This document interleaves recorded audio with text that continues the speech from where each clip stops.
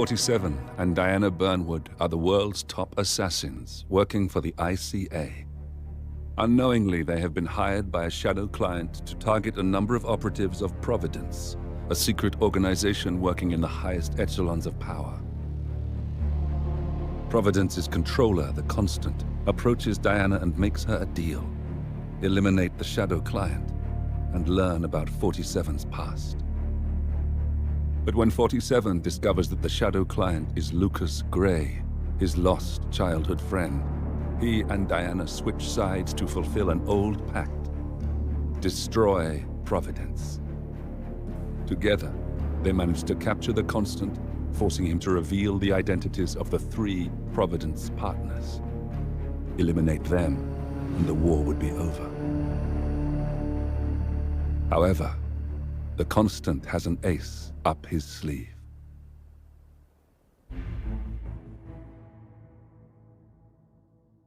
Look closer.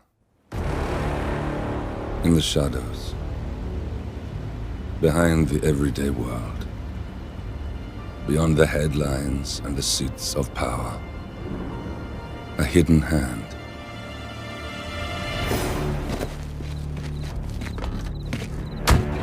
A kind of company known as Providence. To it, we were just assets to use and throw away, to do the unthinkable, the unforgivable, and it never gave us a second thought. Until now. After decades in the shadows, we are fighting back. Me and 47. Much has been lost, but we are closer than ever.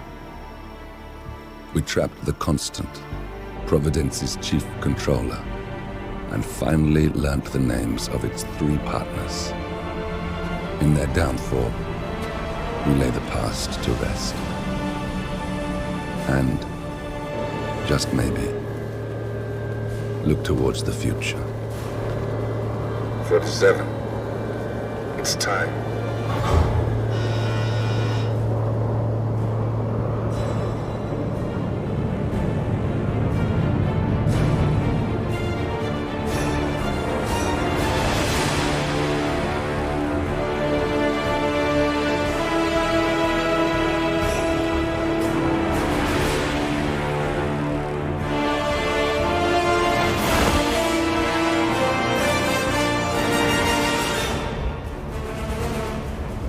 Partners are down there.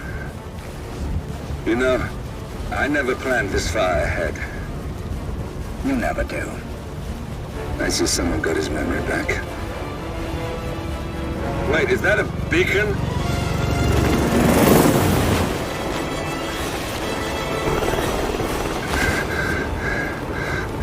What the hell? Base. Alexa Carlisle's helicopter just took off. Confirm target locations, over.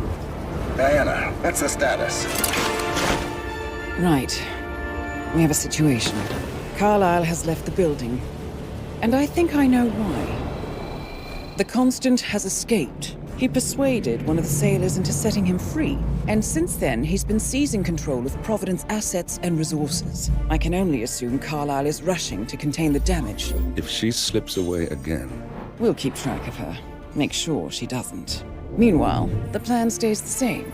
Your destination is the Scepter, the world's tallest building where the partners are laying low, courtesy of their host, Sheikh Omar Al-Ghazali. Marcus Stuyvesant is 5th-generation old money. His family made its fortune in real estate and banking, and were at one point the chief landowners in New York. Carl Ingram is a powerful Washington kingmaker whose family grew rich selling gunpowder during the American Civil War, and later established a globe-spanning empire in oil, coal, and steel. Both families long since retreated from public view, but their quiet dominance endures to this day.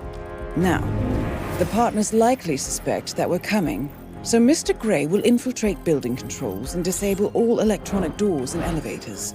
Stuyvesant and Ingram are about to find they have nowhere left to run. Right. This is our moment, 47. Providence ruined our lives with the flick of a pen. Today, we return the favor. Happy hunting.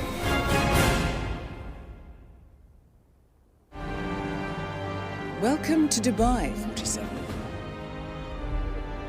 Today is the inauguration of the scepter, and the ceremony is well underway. You will find Marcus Stuyvesant near the building's signature art installation. While a paranoid Carl Ingram has ensconced himself in his penthouse suite, security on highest alert. Mr. Gray is already in position and ready to assist.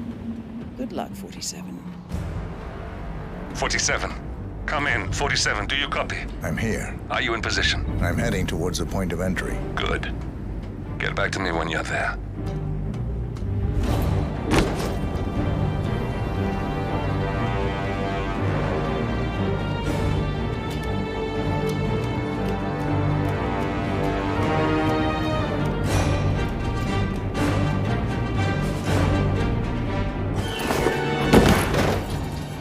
Locked.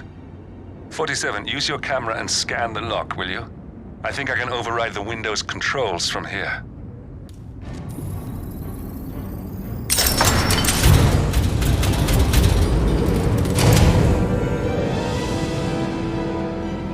I'm in position. 47, the inauguration is taking place close by. Once you've infiltrated it, get your bearings. I'm sure there must be floor plans somewhere. Understood. We need absolute focus on this one. If Ingram and Stuyvesant are alerted to our presence, we may lose them for good. We are so close, 47. Don't worry. They're not going anywhere.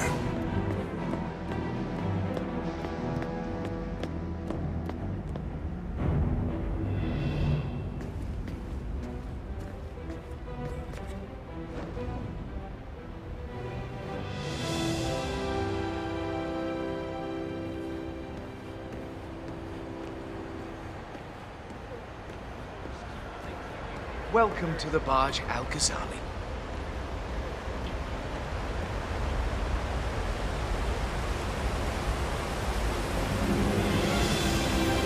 Welcome! Welcome. Hello! Good to see you.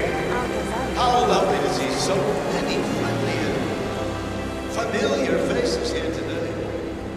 Now, this has been a dream of mine for a great many years.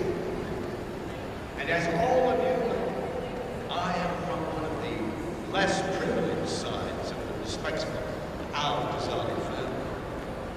But with a small loan from my father, Listen, I want to talk to the partners directly. Make them understand why all of this is happening. And that terminal gives me an idea. There's a server room near the Sheikh's personal reception. If you can gain access to it, we might be able to recover useful intel from it. We'll have to work together to hack the system, but it's our best shot. It looks like the staff area could provide you with a viable route to the server room. which is today the tallest building in the world.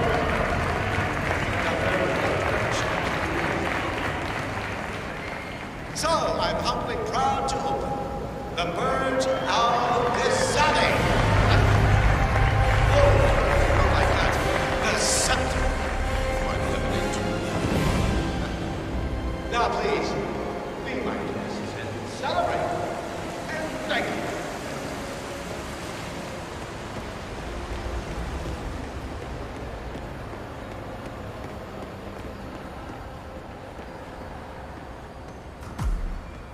There's a keypad lock on the doors to the staff area. One moment. All right, try this. 4706.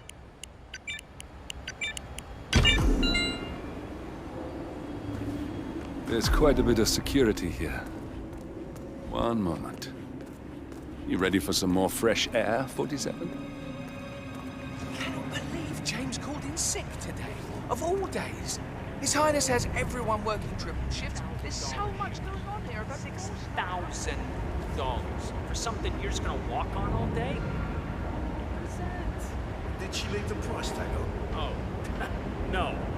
My wife sent me a link as a joke, and now all I see online are ads for these fucking shoes. There should be a box you can check when you're just cringe browsing, you know?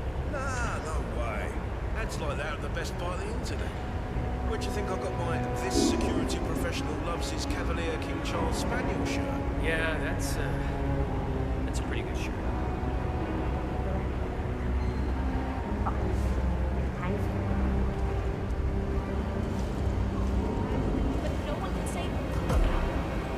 I think I can open that window remotely. Scan the lock with your camera and I'll have a try. Come on, what the? Ah! Oh, no, not now. What am I doing anyway? I don't give a shit.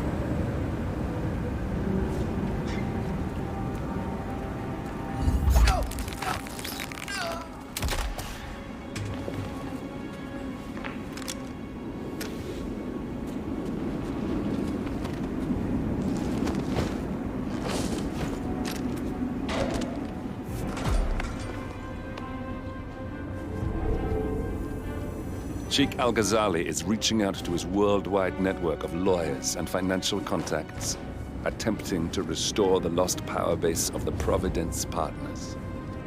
If Ingram and Stuyvesant were asked to a meeting, thinking they'll be told of new developments, I suspect they'd jump at the chance.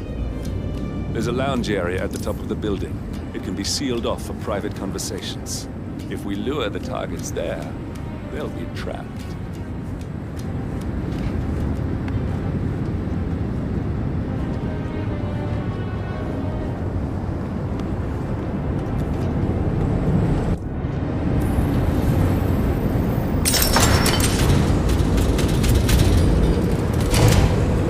Server room should be behind one of the doors in this hallway.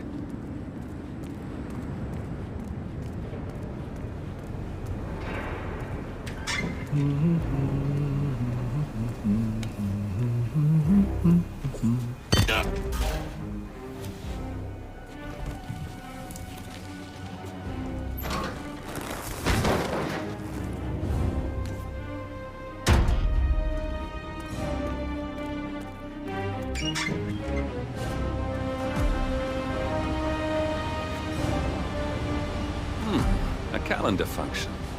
We can use this to summon the partners to a fake meeting, 47. All right, I'm no hacker like Olivia, but I think you need to pull one of the racks here to gain access to the terminal.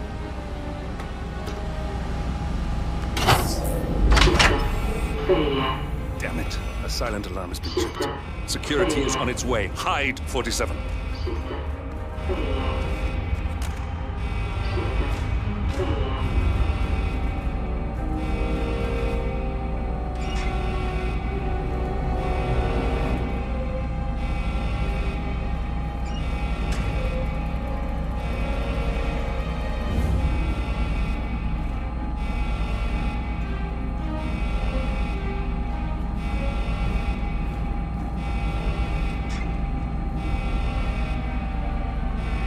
Everything looks just fine. Oh, damn IT guys and their stupid equipment. I'm sick of coming down here.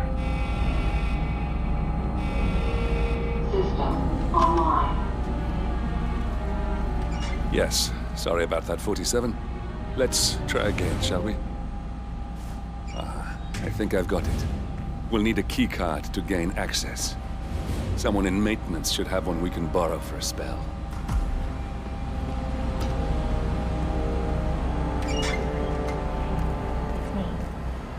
I thought about what you said. Yeah, I changed my mind. It was an insane idea to start with. Exploding golf balls. Blood on my hand. I've never taken I can't help not accept anger management. I know I have issues. At least that's that, right? Anyway, I've locked the golf ball up in the maintenance scrum. Not that many of us have keys, and people tend to stay out of that room anyways, so no one will get hurt. I'll take it home when I shift.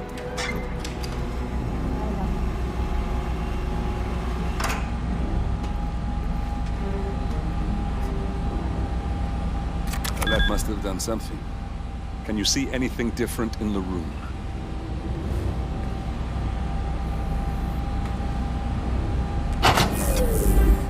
Good. We're in. Now all you need to do is access the terminal and use the calendar option to summon the Providence partners to a meeting. Good work. The meeting has been booked. The partners should be moving up here shortly. Huh. Looks like the lounge can be sealed off for private conversations. Handy. Excellent. I see the partners moving. You should join their meeting. Time to end this, 47. Cameras are showing a lot of guards up here. They wouldn't suspect one of their own, though. Building cameras are now disabled.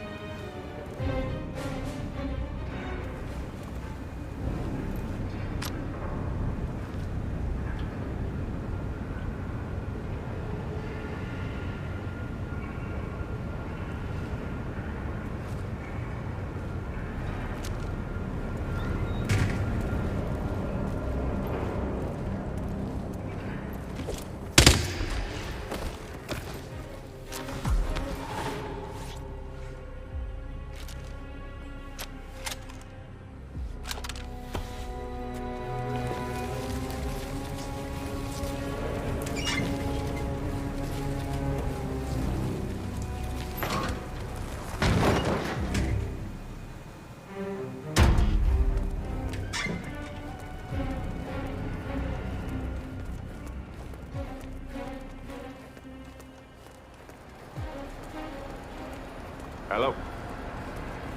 Yeah, just wanted to remind you about the lockdown drill tomorrow. That's right, 900 hours.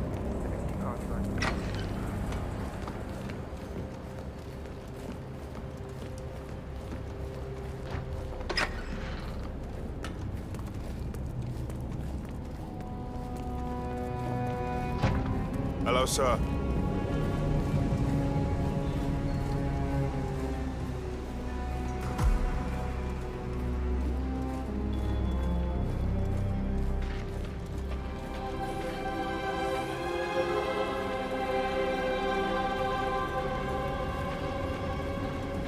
The partners are alone now. I'll activate the panel controlling the room's security features. When you're ready, use it to start the show.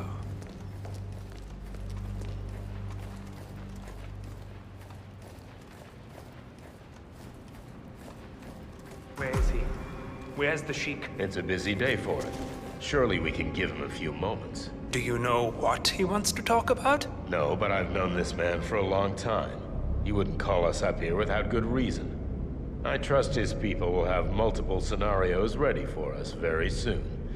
Which reminds me, we need to discuss Alexa. What's there to discuss? She left us. At the most critical moment, she abandoned ship. That family has never been trustworthy, and Alexa just proved to us that she, and indeed any of her heirs, isn't up to the task. I agree. She displayed extremely poor judgment. I hope Omar is able to step up. At this time in particular, we need a solid foundation to rebuild from, and someone to help us hit that traitor Edwards where it hurts. Oh, he'll get what's coming to him. Don't get me started on Carlyle and her ridiculous need to sort her affairs. What affairs? Clearly sorting out this giant mess should be top priority, but no, not for Madame Carlyle. I can't help but wonder if Alexa's insistence on tagging Edwards before he went to that preposterous island gathering of his is what set this whole thing off. I never did like the twins.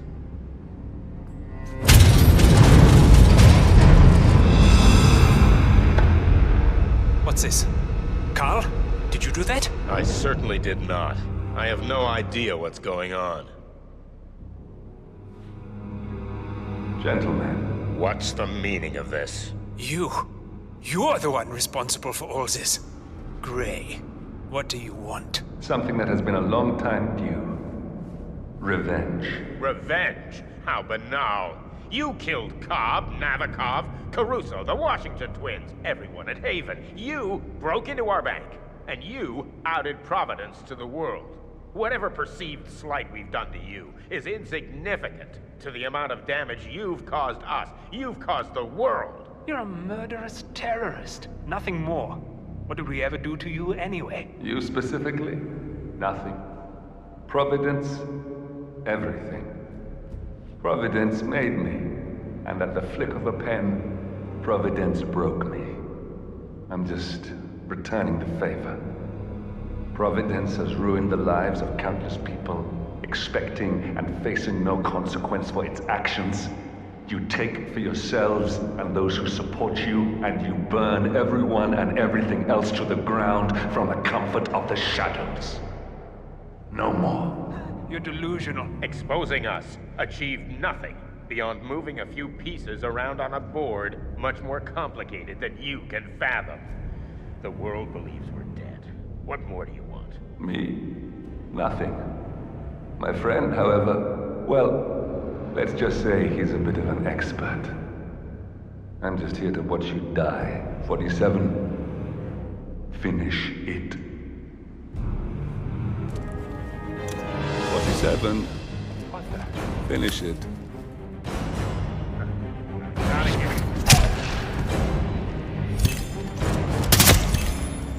Finally, Stuyvesant and Ingram are gone. Providence will soon be no more than a bad memory. 47. Thank you. I'll meet you at the rendezvous on the edge of town.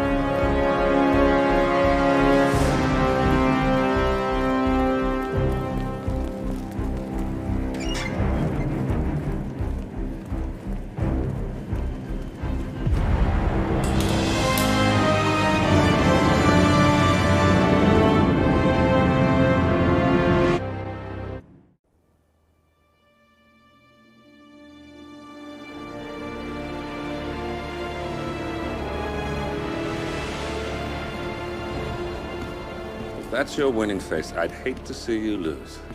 We underestimated the Constant. Yeah, he's a glorified desk clerk. He's not just after the money. He wants it all. We caught him once, we can do it again. And, well, we're not the ones who let him escape. You still don't trust her. I don't like executive decision makers. Look, you don't have to follow her, you know? Soon, this will be over. Maybe it's time to think about the future. You have to face the possibility that there's no going back. If the ICA knows what you did, she'll make it right. She always does. We have a fix on Carlisle. Come on. We've got a plane to catch. I hope you like the rain, 47.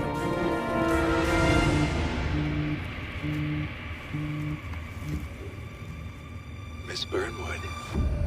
How did you... I have everyone's number. You really ought to know by now. You planned this? All of it? Don't be silly. I just played the hand I was dealt. We'll find you. You had me. Where'd that get you? We handed you an empire. It's for the best. The partners were complacent, set in their ways. But power is more than just security. Providence can be an agent of change. Surely you understand. Or you will. Soon enough.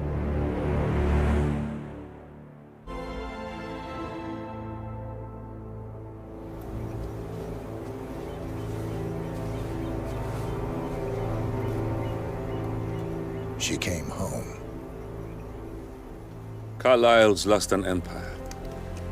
You fall hard enough, you tend to be reminded of what truly matters.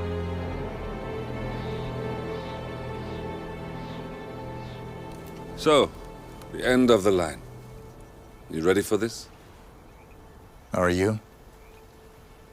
Who will you be, without a score to settle? I guess the world's most wanted fugitive will have to do.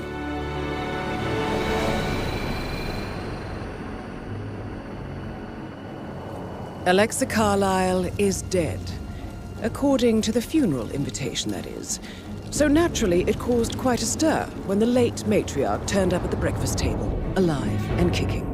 Carlyle, wisely sensing that her number is up, has emerged from exile to tie up loose ends and secure the Carlyle legacy.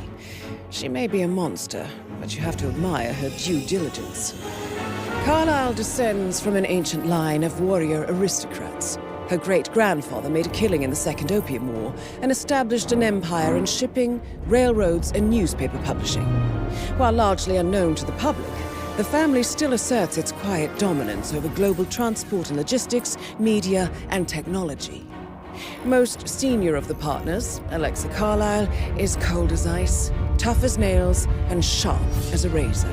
Incidentally, it was her late father who first brought the three families together after the end of World War II at this very house, meaning that this gentleman is the birthplace of Providence. It began here, and it ends here. Talk about poetic. One more thing. According to our intel, Carlyle keeps a case file on the Constant. Information that may be helpful in his recapture, so don't leave the estate without it. Right. Happy hunting, 47. See you on the other side. Thornbridge Manor. The Carlyle family's home for countless generations. The Revenant Alexa Carlyle and her 3 adult children, younger brother Zachary, grandson, and daughter-in-law, are all gathered to conduct Carlyle's sham funeral. Curiously, Carlyle summoned a famous London PI soon after arriving this morning, but his purpose at Thornbridge is yet unclear. Now, the target knows that you're coming, and her guard detail is top-notch. So Mr. Gray will secure their nearby field HQ and intercept all calls going in and out of the estate. Any appeal for backup is going to fall on very deaf ears. Good luck, gentlemen.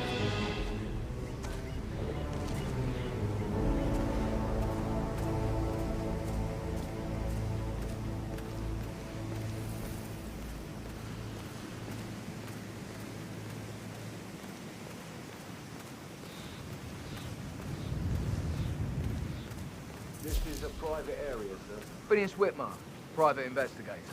I have an appointment with Madame Carlyle. Please wait. Mr. Whitmer is here to see Madame Carlyle. You can go right in. That is Phineas Whitmer, the famous private investigator hired by Madame Carlyle this morning. I'm curious why he's here. Maybe you should do some detecting yourself, 47.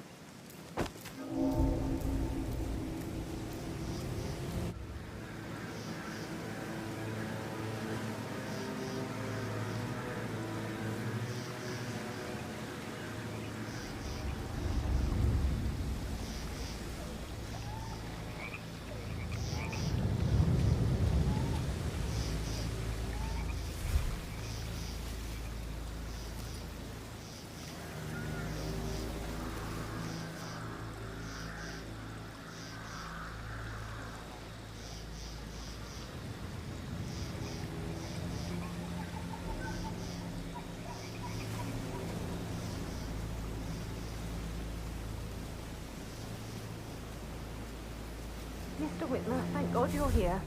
Can I take you to Madame Carlyle? Please do. If you'd follow me.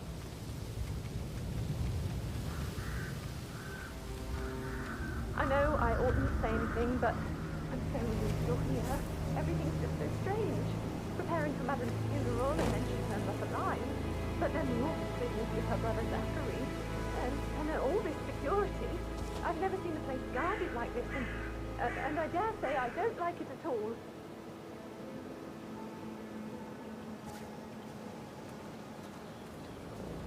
Oh, by the way, I told Kate about those texts.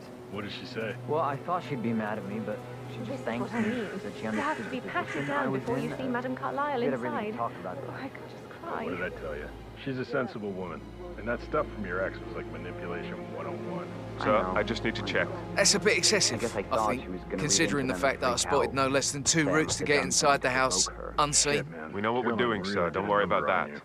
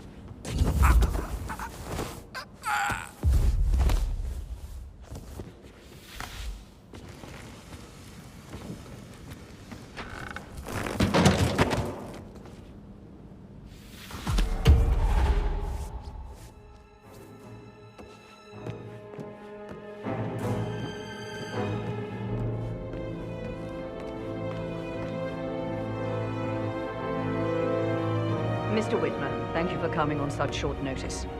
A great tragedy has fallen upon us, and I need a quick resolution, handled with absolute discretion. Results and discretion are my speciality. Very well. I suppose you will want to start at the crime scene. In my experience, a thorough examination of a potential crime scene is half the job done. Good. Fernsby will take over from here. I am Mr. Fernsby, the butler. Madame Carlyle has asked me to assist you in any way possible. Mr. Whitmer, I understand that you've traveled from London. Would you care for some refreshments? Or do you prefer to go straight to Mr. Zachary's sleeping quarters? I prefer to get started. As you wish. If you'll follow me, sir.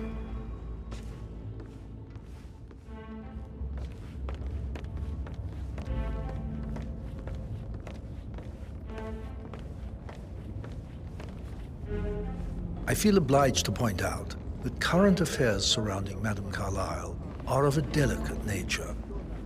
You may be familiar with the recent announcement of her death. You will probably learn that a staged funeral is scheduled to take place tomorrow. Madame's children were not informed until this morning that their mother was in fact not dead at all. So please bear with them if they seem affected by the rather unusual situation. I trust I do not need to remind you that there will be consequences if word gets out that Madame Carlyle is still alive. I'll consider her dead when I leave. Before you inspect the crime scene, I will tell you this. The case concerns the death of Mr. Zachary, Madame Carlyle's younger brother. He was found dead in his bed this morning. The door was locked from the inside, and a suicide letter was found in his room. However, Madame Carlyle suspects foul play and will not accept that he took his own life. I've prepared some information for you, so please do come and see me when you've finished your investigation of the crime scene. This is Mr. Zachary's room, to my right.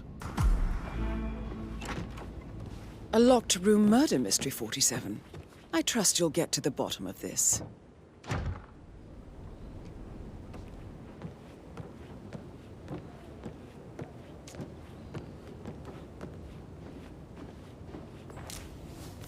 Zachary's suicide note. Also, a sample of handwriting. It could be relevant to compare to other samples to establish its authenticity.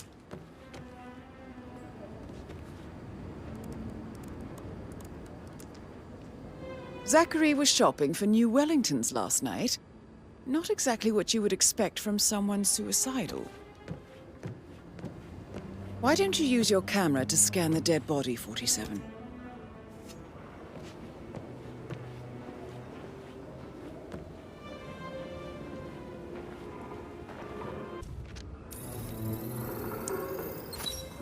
Throat markings indicate a rare, short-lived plant poison killed him.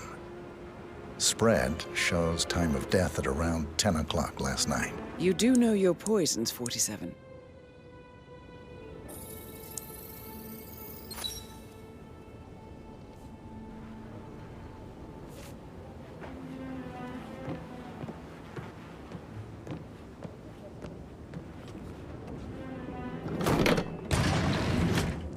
A hidden door. It's a secret passage. This could explain how the door was locked from the inside. A photocopy of the floor plans. Somebody's been researching the secret ins and outs of Thornbridge Manor. I believe you've done a thorough search of the crime scene, 47. Maybe it's time to see the butler. I'm curious about the information he's prepared for you.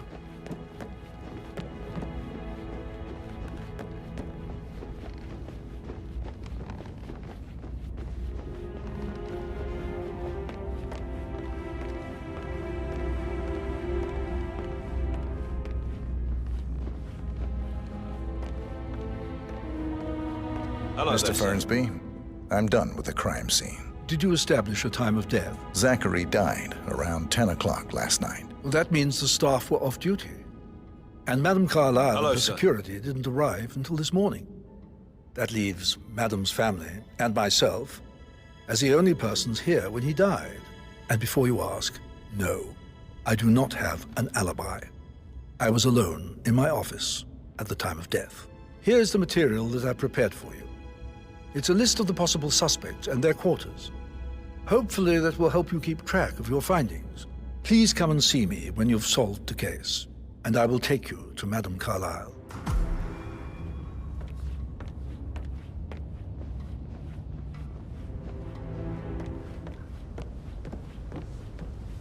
So how does one solve a murder mystery, 47? Motive, means, and opportunity, I believe.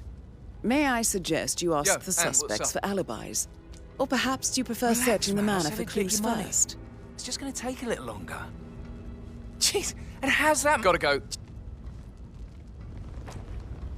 Patrick Carlyle, can you tell me where you were yesterday evening? Shit, it's that sneaky butler, isn't it? He ratted me out.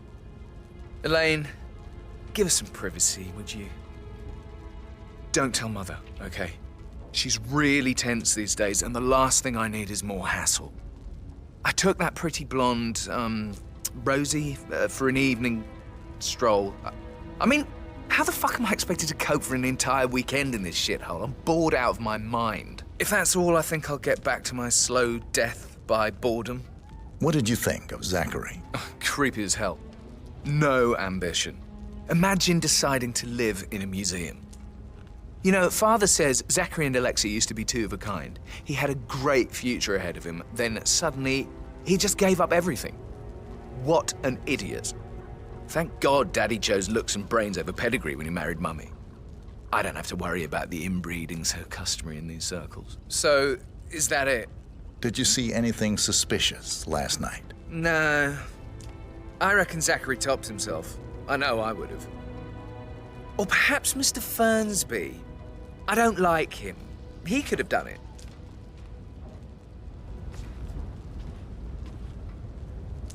Jeez, and how's that my fault? Calm the fuck down, Andy. You know I'm good for it. I'm Carlisle, I'm made of money. Leave back Patrick token to Madame Carlyle's daughter. Rebecca? Yes. She's insistent, that one. She kept asking all kinds of questions. Who had the other one? Why I gave it to her, that sort of thing. You did make sure she didn't see you give the other one to the butler? Oh, of course.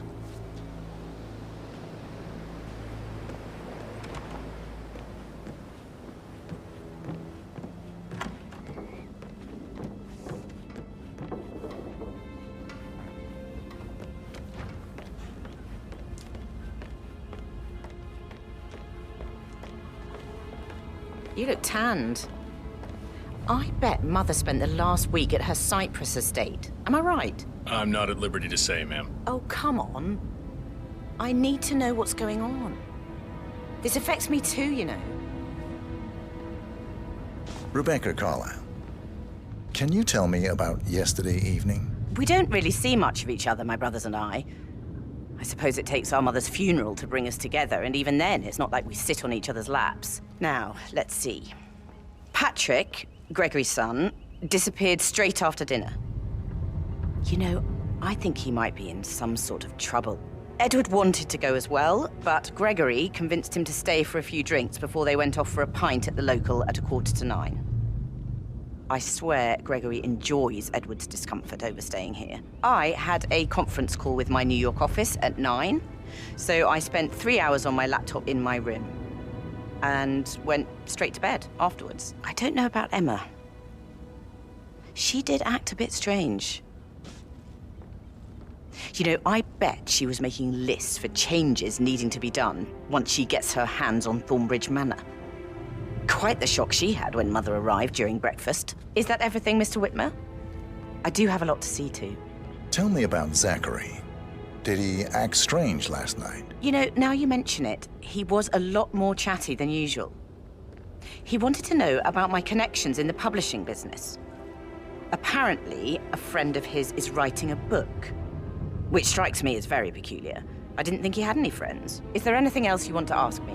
Anything else you feel like mentioning? I may be wrong, but I saw Mr. Fernsby, the butler, leave Zachary's room early this afternoon. And he seemed a bit startled when he saw me in the hallway. It's probably nothing. Oh, and one more thing. Please be kind to Edward. He can only take so much.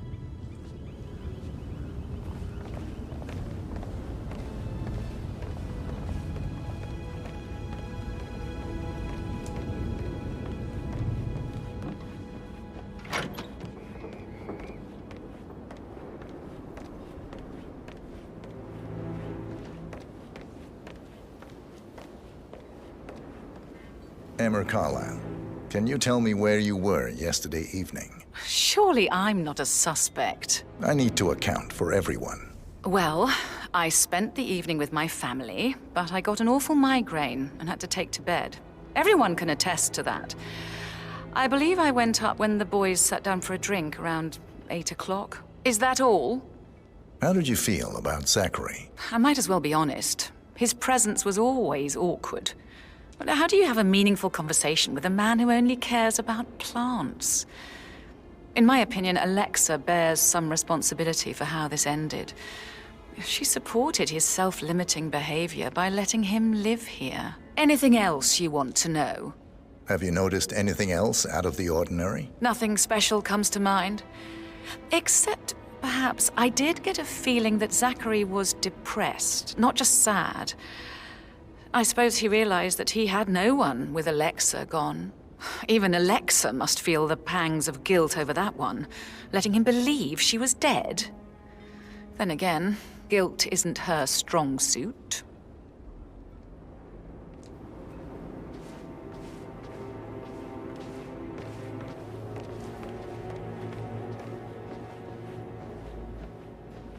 Gregory Carlyle, can you tell me where you were yesterday evening? Oh, you're wondering about my alibi, Mr. Detective. Well, I left Thornbridge around 8:30 for a pint with Edward. I wish I hadn't. Quiz night at the inn. On the other hand, staying here with Zachary, my obnoxious sister, and the wife sporting another one of her headaches would have been a fate worse than death. The short of it, Zachary was very much alive when we left. I stayed for the last shout, and I was back here just before midnight. Anything else you want to pry from my intricate intellect? Tell me about Zachary. Zach? Huh. Such a sad old sod. A bit heavy on the bottle, but who could blame him?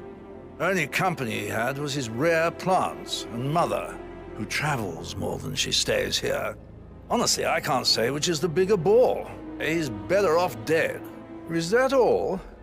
Not very thorough, are you? Anything else you'd like to tell me? Nothing really. I'm just enjoying the show. Our perfect mother obviously fucked up, didn't she? Faking her own death. You know, she's explained nothing to us. I think she's scared to own up to her own mistake.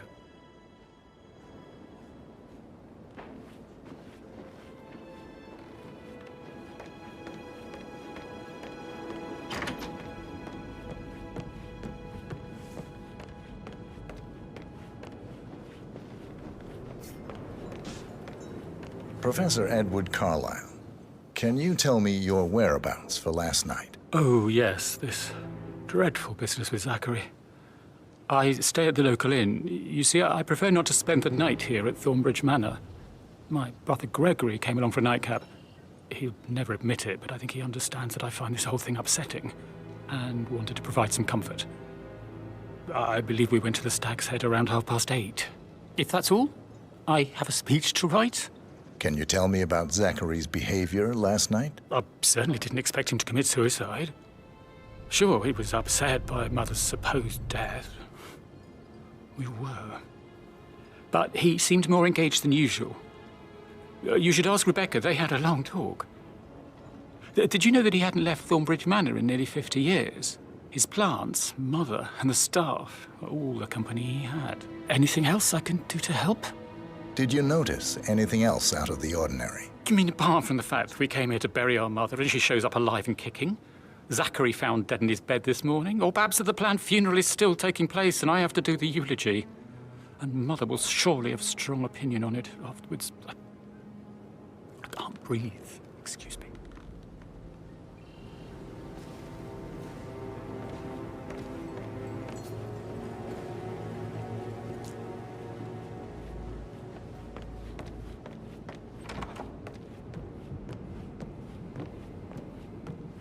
On top of everything, Rosie thinks she's in love with young Patrick. I mean, that's a breaking heart happening if I ever saw one. Life can be tough sometimes. And that detective asked to come here. Madame Carlyle must believe Zachary was murdered. Why else ask him to snoop around? Oh, I feel weak in my knees from all the tension here. Don't worry, I'm sure everything will settle down soon. I stop thinking about Emma all the time, but she just makes me so angry. Tell me. She turned up and demanded to be put up in Madame Carlyle's bedroom. We're the new heads of the family after all. It is only fitting, she said.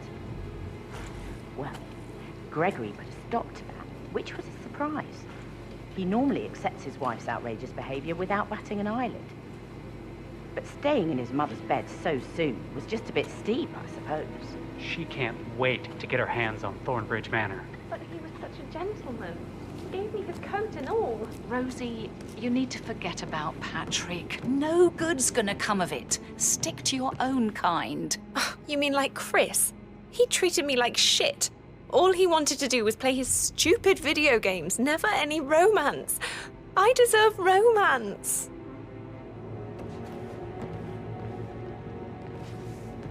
Did all the groceries arrive? I heard some of the... Rosie, tell me what you did last night. I'm in trouble, aren't I? I spent the evening with Patrick. We met after dinner and I went home at 1 in the morning. He said he needed someone real to talk to. When he looks at you, it makes you feel like the center of the universe.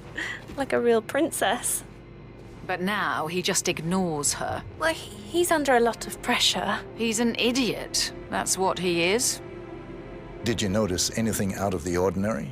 Any strangers outside the house? No, we saw no one outside. Except Patrick's mother, Emma.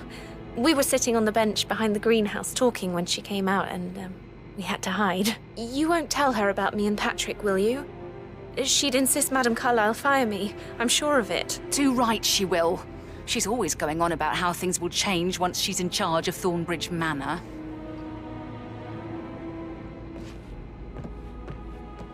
How are things coming along inside?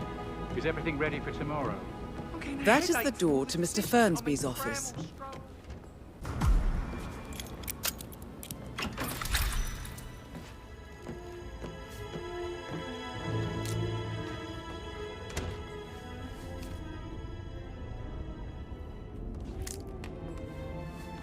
Zachary's diary. This is big. He was about to confess to the world that he and Alexa murdered their older brother Montgomery 46 years ago. And apparently, Mr. Fernsby helped make the murder look like an accident. And 47, the handwriting doesn't match the suicide letter in his room, proving he didn't write it himself.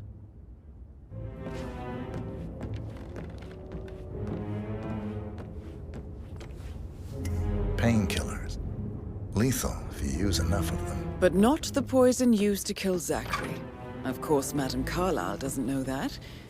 Are you considering to frame the butler, 47? Mr. Fernsby clearly didn't commit the murder, but I think you have enough evidence to convince Madame Carlyle he did. Maybe you should tell him you are ready to present your findings. Unless, of course, you want to do some more detecting, 47? That is the door to Rebecca's room.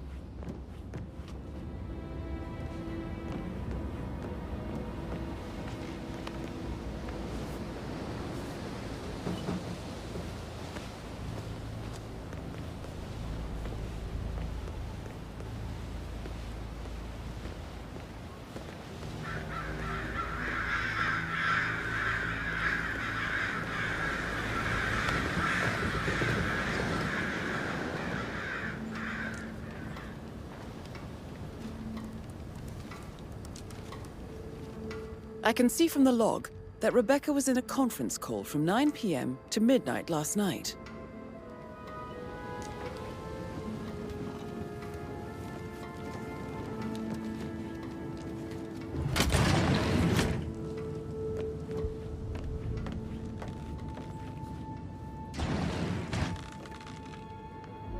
Aaron Ford Jr. calling from Morgan, Yates & Cohn.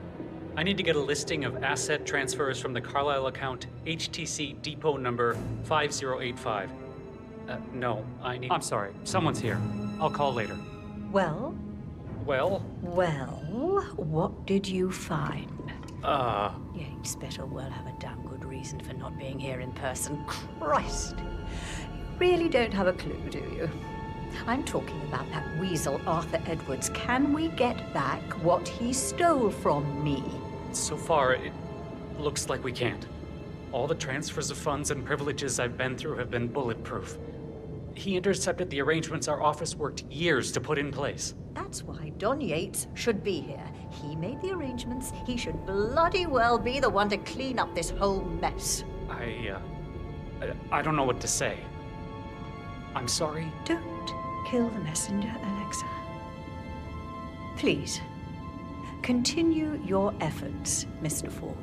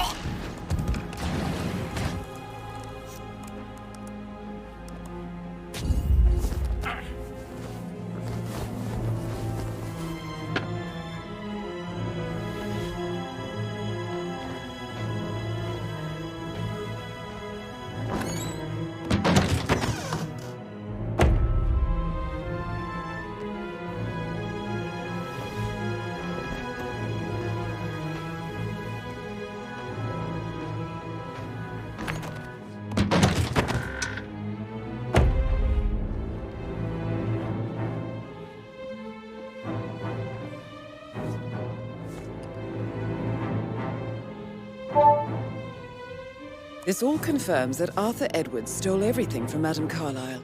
Perhaps you should let her know how bad it is, 47.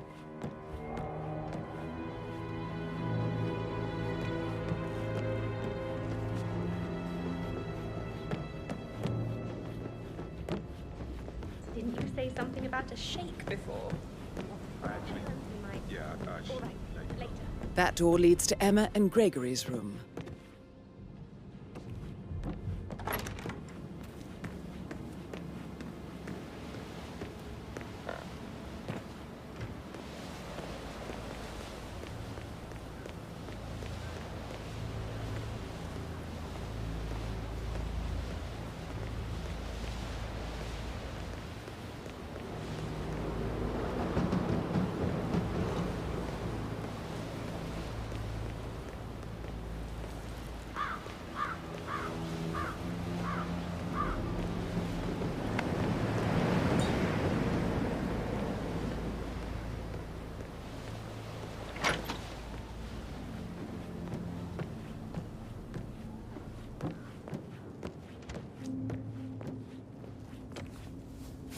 keychain pendant for the greenhouse.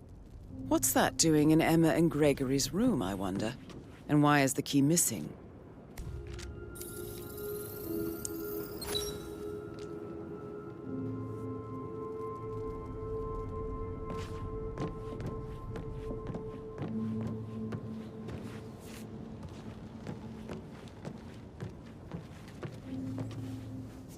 Now this is interesting, 47. A letter from Emma's mother stating that Emma is the illegitimate child of Alexa's late older brother, Montgomery. And listen to this. She claims to have witnessed Alexa and Zachary murder him. The plot thickens. Sorry, but I think Right. Yeah.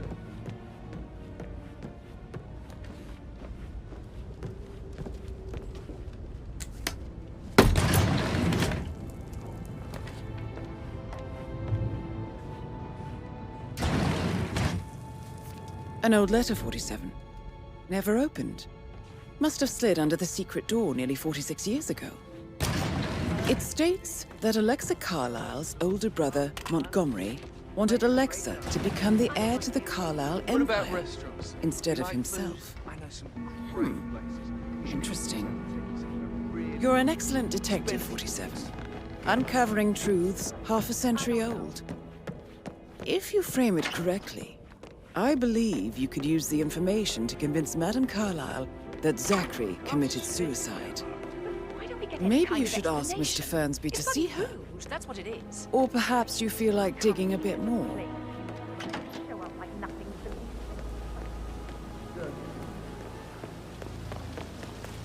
Sad news, I'm afraid. We don't have any extra fuses. Ethel looked everywhere. Oh, you've got to be kidding. No power, no portrait. Carlisle will be furious. She expects the family photo to be done any moment now. I need your juice to happen, okay? And I need it to be perfect.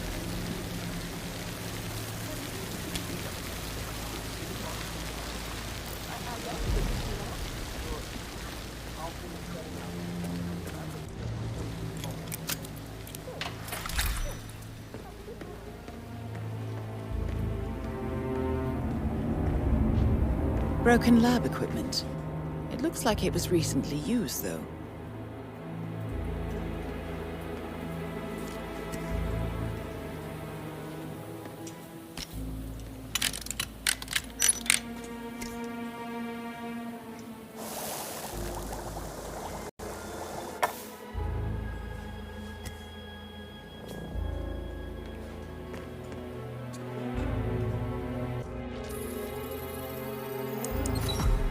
This is a table showing lethal dosages for the poison used to kill Zachary. Something is circled, 47. Female, age 65 to 79, 60 to 64 kilograms. I'd say Madame Carlisle is next in line for a poisoning. You have uncovered enough evidence to tell Madame Carlisle that Emma is the murderer. Quite the detective, 47. I'm impressed. I suggest you go tell Mr. Fernsby.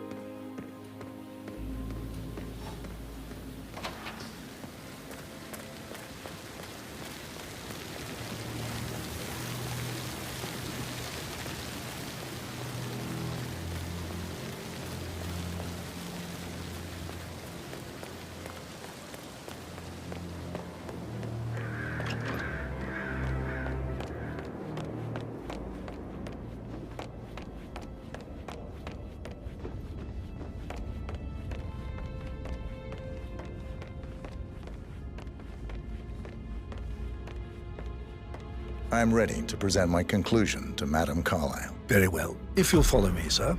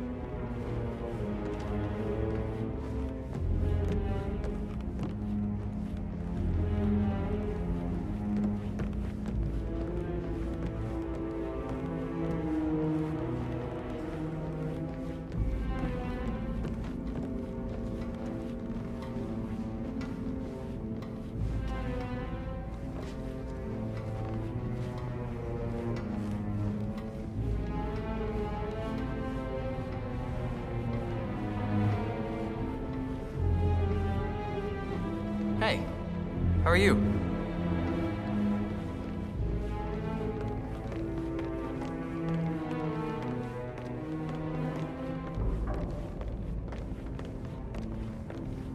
This is Madame Carlyle's office. Please step inside. Hey there. Your detective skills have gained you access to the Lion's Den, 47. Now, go claim your reward. So, Mr. Whitmer, you've reached a conclusion. Take a seat. Please, go ahead. Your brother committed suicide. I need to see some evidence to believe that, Mr. Whitmer. Zachary was found dead in a room locked from the inside. He died from a rare poisonous plant he cultivated himself. He believed you were dead, and a suicide note explained that he did not have the courage to go on without you. That's what I don't buy. I cared for him deeply, but the truth is he hated my guts. My death would not make him commit suicide, I can promise you that. Perhaps the death of your older brother, Montgomery, then. I have found evidence showing that you and Zachary killed him nearly 50 years ago.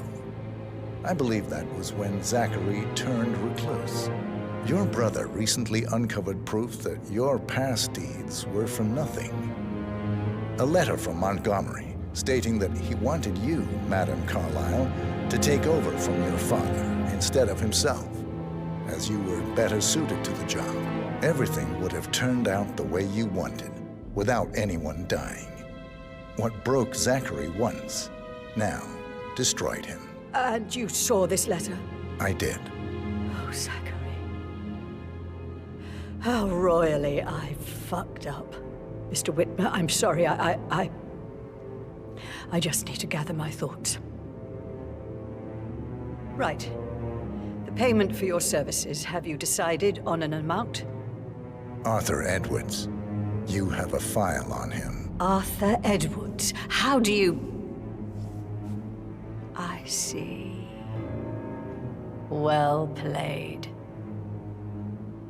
For many, many years, I feared what I'd see when I finally met death.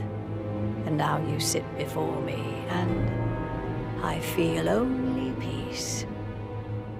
You see, I believe life is a fair fight, and I lost spectacularly in every way imaginable. It is time for me to leave the pit. Oh, before I get to that, your reward. The file you want is in the safe.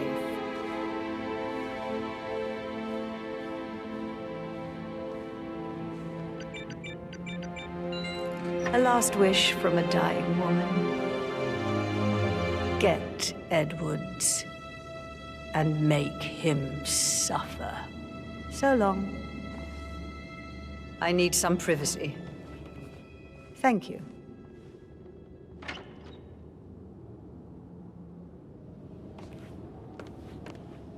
How are you, sir?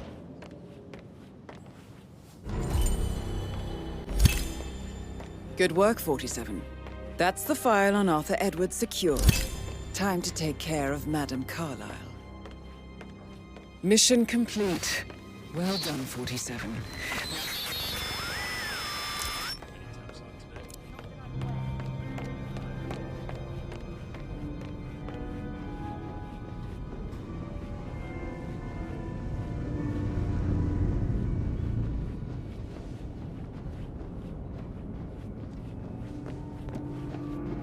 How are you today, sir?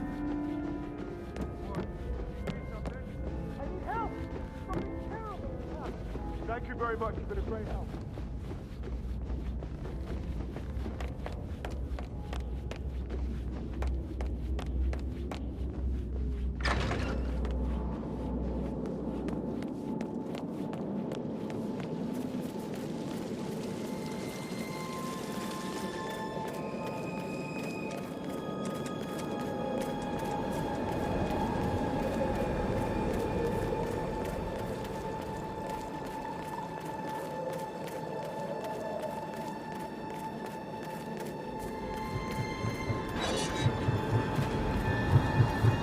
They're everywhere. Go, get out! It's the Constantine! Shit!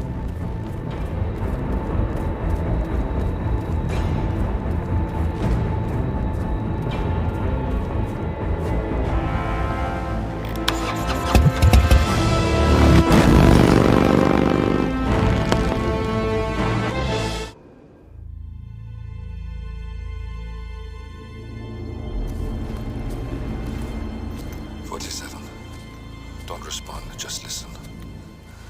Diana can't help you now. You need to find Olivia. She will know what to do. I wish there had been more time.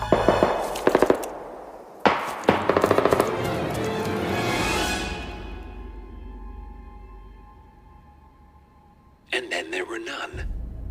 Thank you, Miss Burnwood. Now, it's my turn.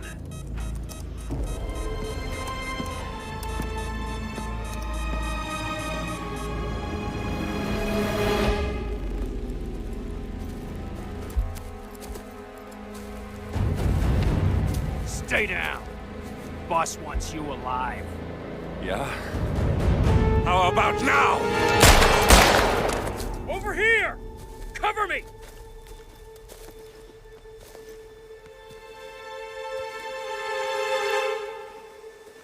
Walk away!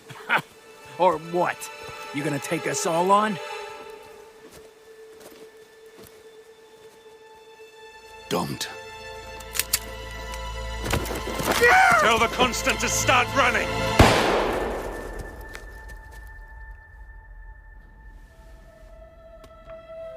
You think you've won? 47 is out there. And 47 never misses his mark. Neither do you, Miss Burnwood. That's what makes you valuable. You're delusional. You think I would betray 47? Trust me, you owe him nothing. What is this? I told you we could help each other, and I meant it. I'll look forward to your call.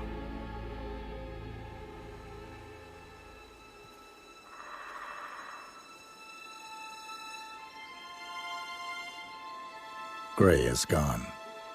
Go to Berlin and stay out of sight.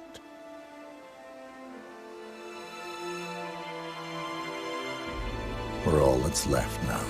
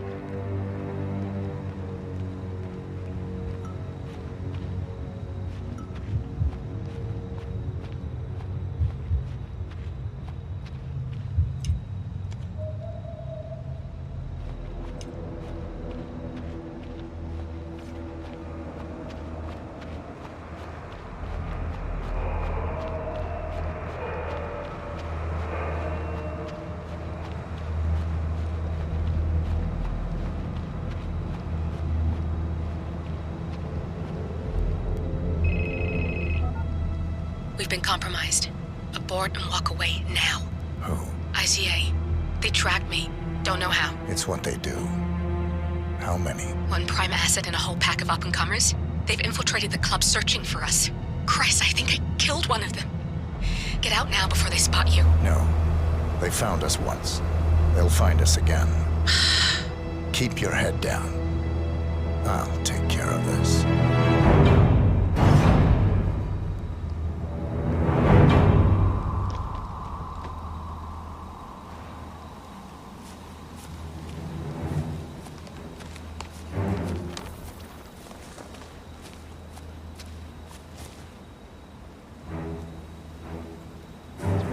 Copy. Come on. I can hear you. The reception is still bad. No, I haven't seen so much as an owl out here yet. Just a lot of Price. No, I wasn't trying to sound overconfident. It's dead out here, Zhao. I don't think I could miss him if I tried. Yeah, I'll let you know. Unless the reception still sucks. Shit. Lost her.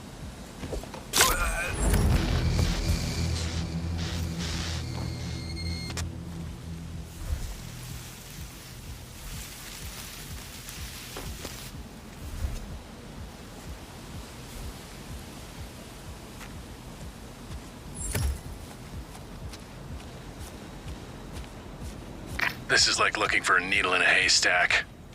Just keep trying, Agent Montgomery. Our client considers Agent 47 and Olivia Hall as a serious threat. You can't underestimate them. I never do, Zhao. We'll find them. We're all in position. Good. Report back to me if there's anything. Don't worry. You know who's playing tonight? Oh, yes. Looking good today, sir. Hey, love the suit. Classic cut. But this is a restricted area. I'm sorry I'm delayed, but someone must have moved my bike, and I can't find my, allergy pills. They seem to have just gone. Like kaput. Well, yeah, I'm looking. It's very annoying. But I'll meet up with you inside once I find them. Okay? Yeah, I'll see you later.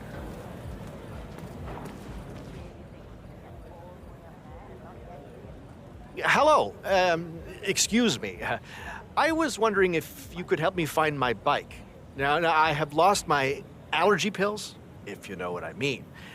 I can get you in for free if you help me.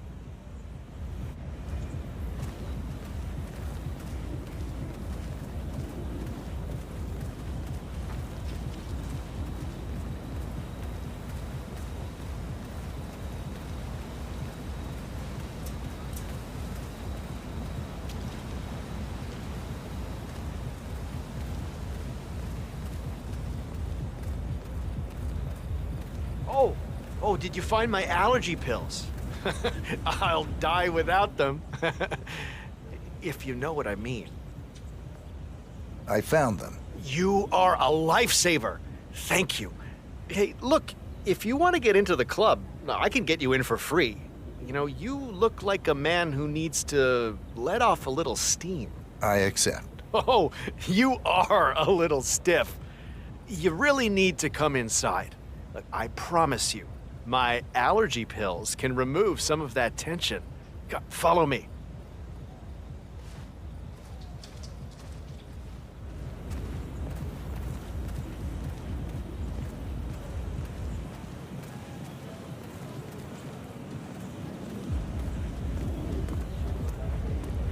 Hey, I should be on the list. The name is Helfried Ziegler, and this gentleman is my +1. Yeah, you can come in.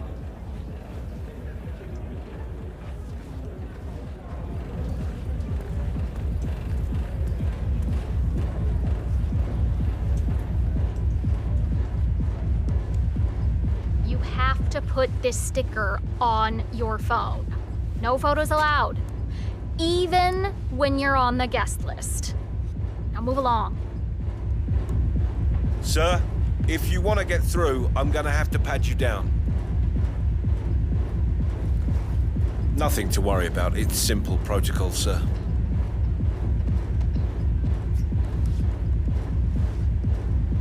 You're good to go, sir. Thank you for your patience. Come on, follow me.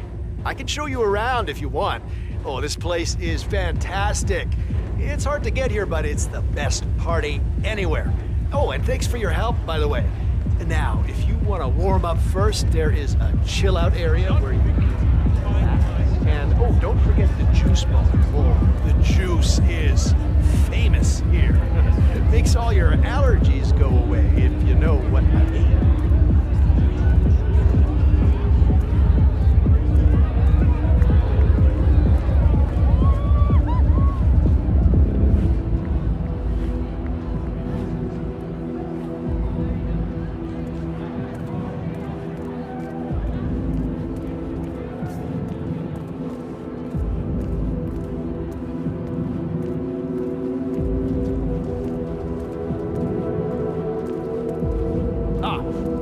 told you about the juice bar?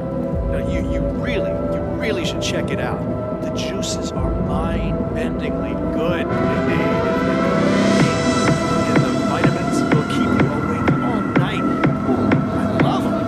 And they go down so well with my allergy pills.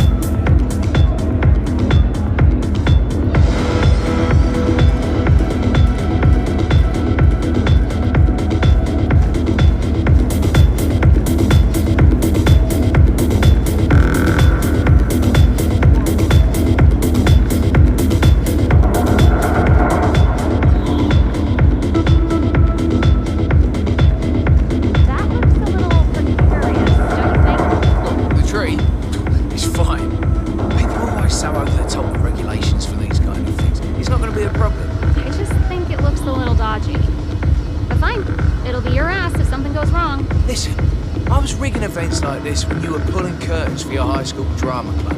I have a lot of experience with setups like this. My failure rate is basically nil.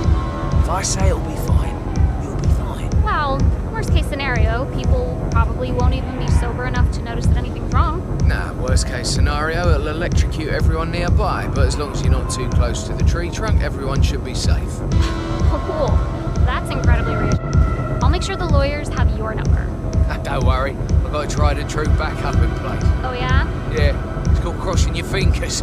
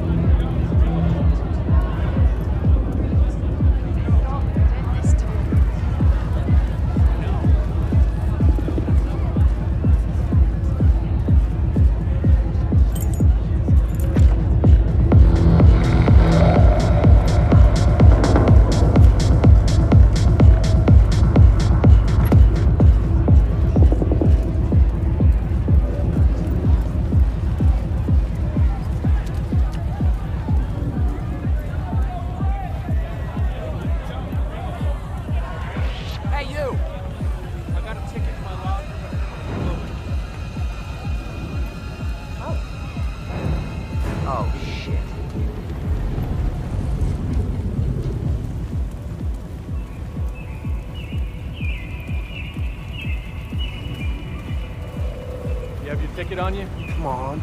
What's this ticket shit even about? This isn't an arcade. Just let me leave quietly. No one will know whether I had one or not. If I could let you through without a ticket, then we wouldn't have a ticket-based system, would we? Right, I guess that's true. If I was gonna bend the rules for anyone, it wouldn't be you. It's not like I'm trying to be a jerk here, I'm just doing my job. And I'm just trying to do my job. That asshole in the bar over there keeps giving me shit that he has a ticket. Jesus, it's like working for an IT company. Then you should have brought a ticket. Yeah.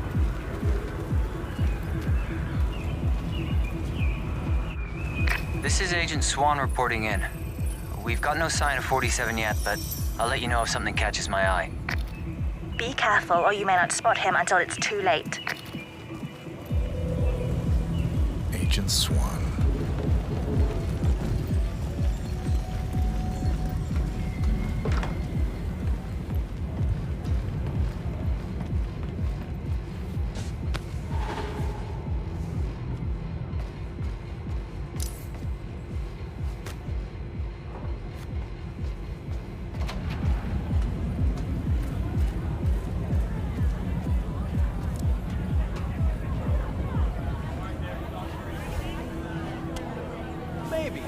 I got a ticket in my locker, but I don't want to blow it during a lull, you know? I haven't noticed that many lulls. Sure, but there's busy, and then there's busy, and I want busy. Just don't sit on it forever. The clock is kinda ticking.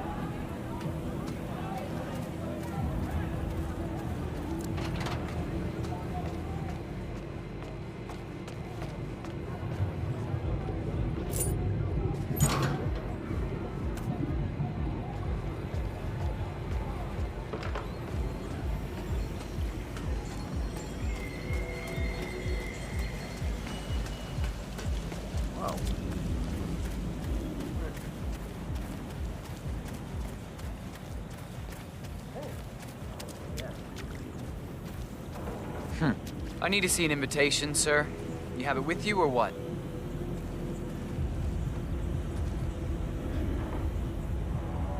Good to me. You're clean and good to go. Okay, get cozy. Huh?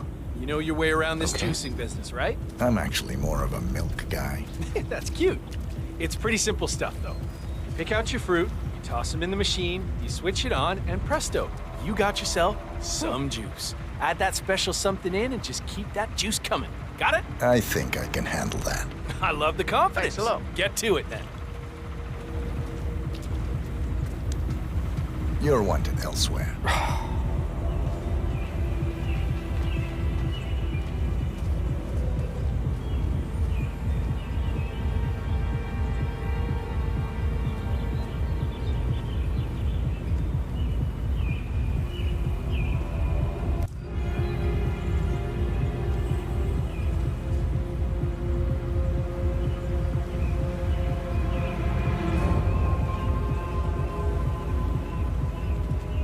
Hello. Why don't you give this a try? Yeah, sure. Any preferences? You look like a citrus type to me. Surprise me. You got it.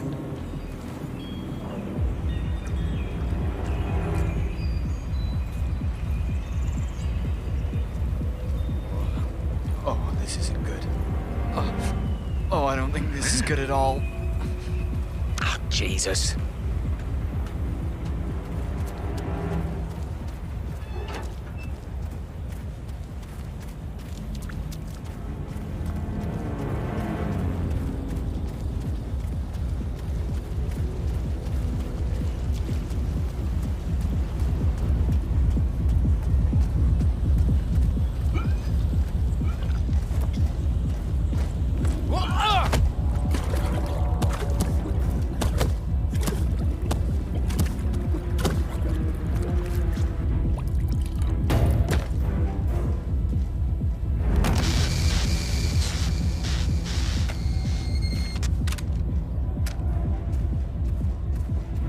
Agent Swan, are you still there? 3. We've lost 3. If any of you have been waiting for your chance to snatch glory from the jaws of defeat, I would suggest getting it over with.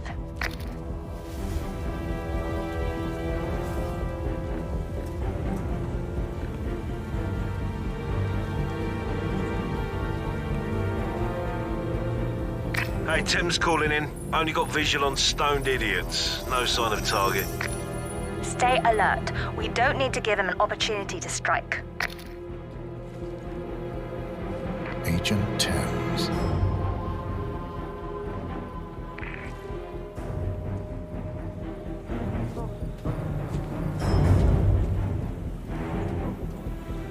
Something doesn't feel right about this. He's good, but he's not psychic. He's been listening in. God damn it.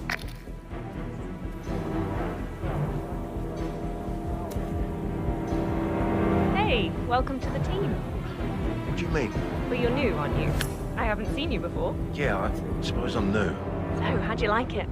It's fun. I mean, the pay is not great, but free drinks, cheap gear. What more do you want? Look, I'm sure you're very nice and interesting, but I have to get back to work. Well, okay. It's just trying to be nice. Why Some me? people are no fun. It's just one of those days.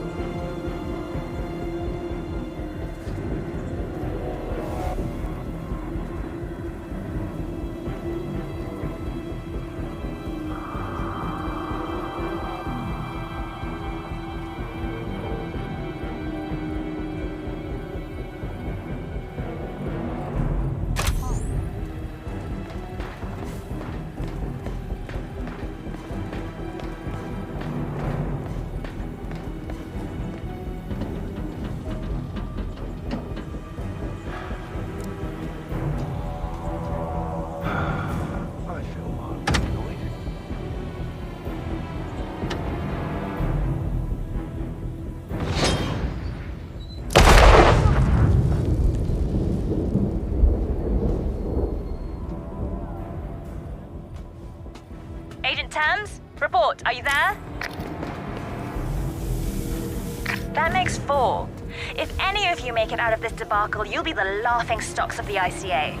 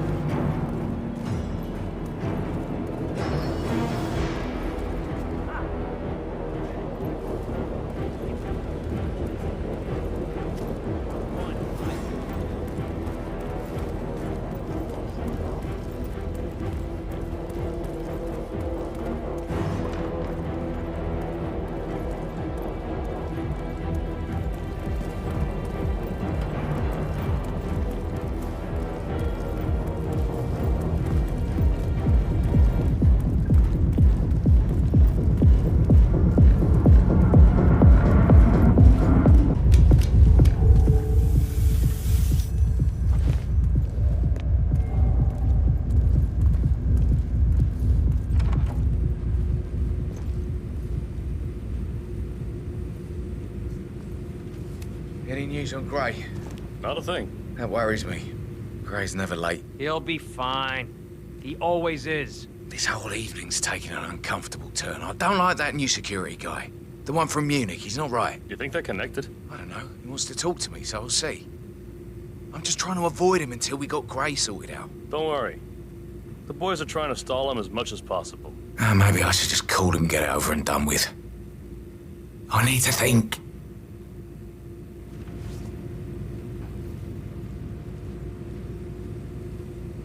How's it looking out there? Good.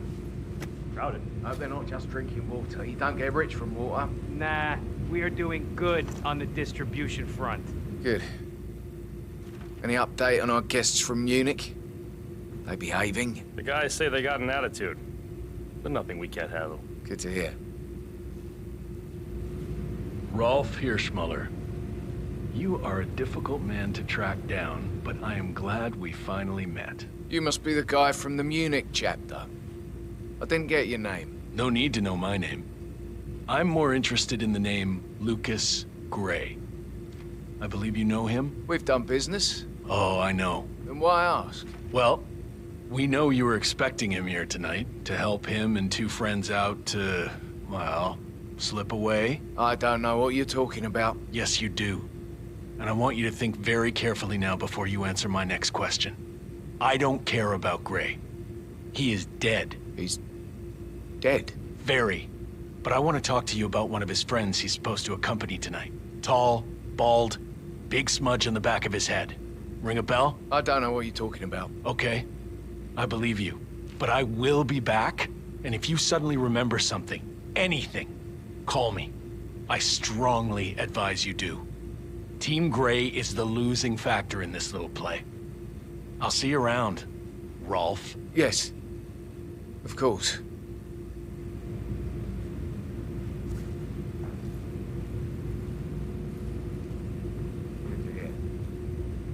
Alright, let's see how this plays out.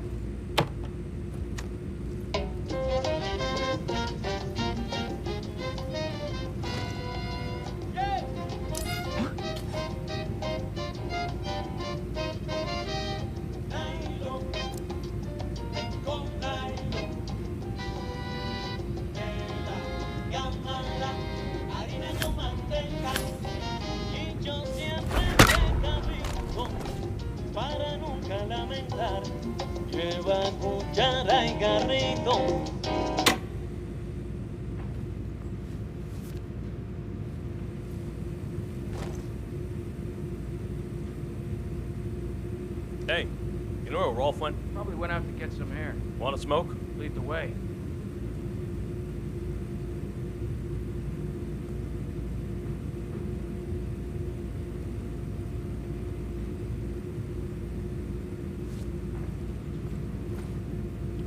It's Rolf. I've given it some thought. Let's talk. About time. Sit down and make yourself comfortable. I'm on my way.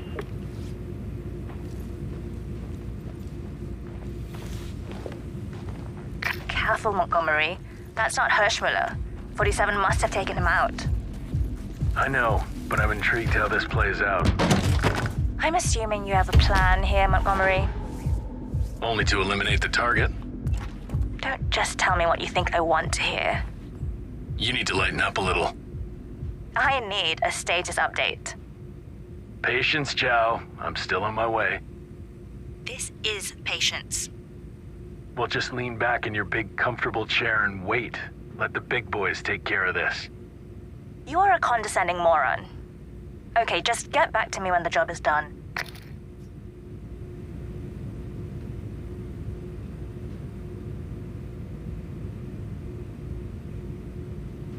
Okay, entering Hirschmuller's office. Target is waiting. Now you know what to do.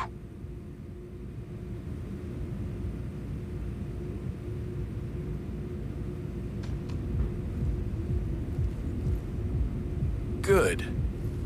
Now let's talk business. Well, talk. I forgot that you're a man of few words.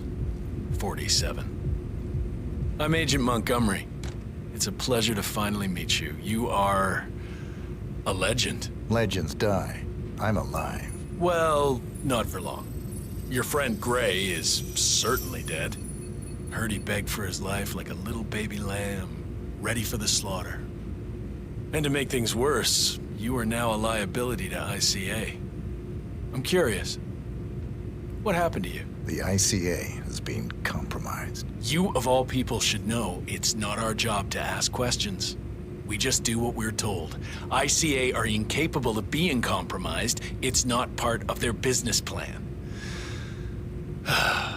Well, anyway, it is truly an honor to finally meet you. Okay, that's enough talk. And don't take this personally. I have to admit, though, it's an even greater honor to be the one who took out the legendary 47. Because now it's time to die.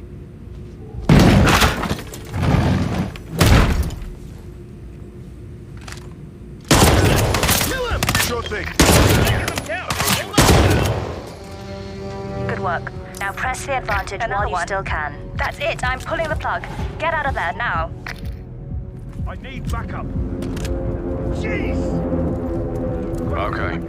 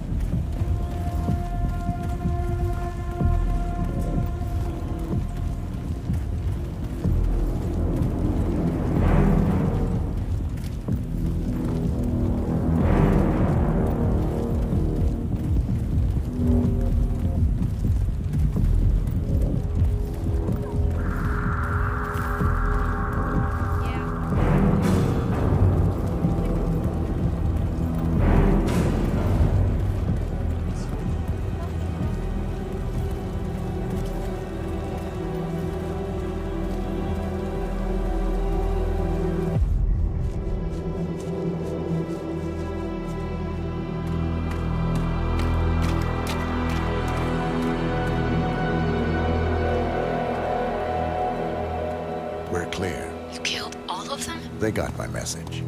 Where are you? Diner. Up the main road. On my way.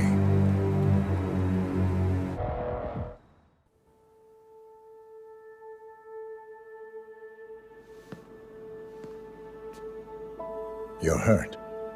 You should see the other guy. Never killed nobody before. What you did back there.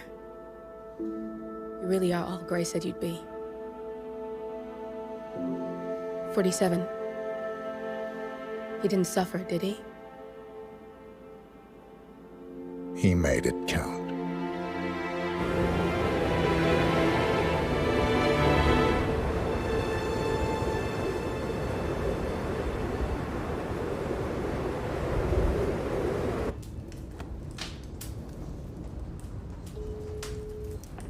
Bruised but not broken. I'm glad. It's time we start afresh, you and me. Get to the point. You and your friends pulled off the impossible. You stormed the heavens, took down the untouchables, and yet here we are. Status quo. It just goes to show you can't fight power, Miss Burnwood. Power never dies, it only changes hands. The best you can do is claim it. I never cared about power. Power is a tool, Miss Burnwood. It's the thing that gets you to the thing. As the next constant, you can be the agent of change. Transform the system from the inside, or be transformed by it. No risk, no reward. I'll need to think about it. No, you won't. The real question is, what will you bring to the table?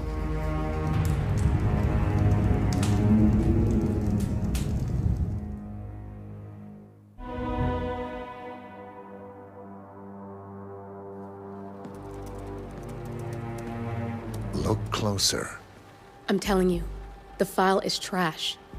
The Constant doesn't so much burn his bridges as blow them up. Arthur Edwards, whoever he was, don't exist anymore. His personal data somehow deletes itself from any system that records him. Way beyond advanced.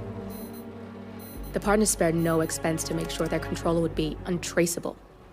How untraceable? Look, I did what you asked, but Gray's gone and I'm no Diana. I'm not who you need right now. You gotta be kidding me. ICA? I used every encryption known to man. Who are these guys? The best. It's only a matter of time before they get lucky. We need to take them down. You and which army? I know where the agency stores its files. mission reports, client data. If we leak it to the public, You want to whistleblow the ICA? it's the path of least resistance. Turns out, you are who I need right now, Olivia. I do this, and I'm out. So, what are we breaking into? Data facility in Chongqing, China. Run by a man called Hush. Of course. The ICA site in Chongqing houses the agency's data storage and analyst division. Needless to say, security is daunting. The state-of-the-art server vault is biometrically wired to the facility's 2 overseers: Imogen Royce, behavioral analysis pioneer, and Hush, a data security guru with a taste for fringe transhuman experimentation. Tell me about Hush. A former cyber terrorist for the Ministry of State Security in Kadanyang, who fled his country after one of the Po regime's periodic purges. He made a career doing cybersecurity for dark web deplorables, human traffickers, organ harvesters, scum like him, with no code or conscience. ICA sure can pick 'em. No offense. Can you disable security? A dual authentication protocol ensures that any handling of data must be directly authorized by Hush and Royce, the proverbial human factor device to make the system impenetrable. Luckily, I found a loophole. If both overseers should unexpectedly die within a short space of time, the system reverts to a temporary fail-safe protocol, which I can bypass. Take them off the board, and you'll have free access to the data core, and I'll handle the rest. And you're sure it'll work? Look, I know Hush. If I'm wrong, we won't live long enough to regret it. All right. I will leave you to prepare. Chongqing, China. This city is Big Brother's wet dream with more than 2.5 million cameras covering 15 million people. Privacy is a 4-letter word in this place. It's pretty ironic that a cloak and dagger organization like the ICA keeps its most valuable secrets here. You'll find Hush conducting his fringe experiments in an abandoned apartment building, while Imogen Royce, the archivist, runs the day-to-day business of the ICA data facility. I just hope you know what you're doing, 47.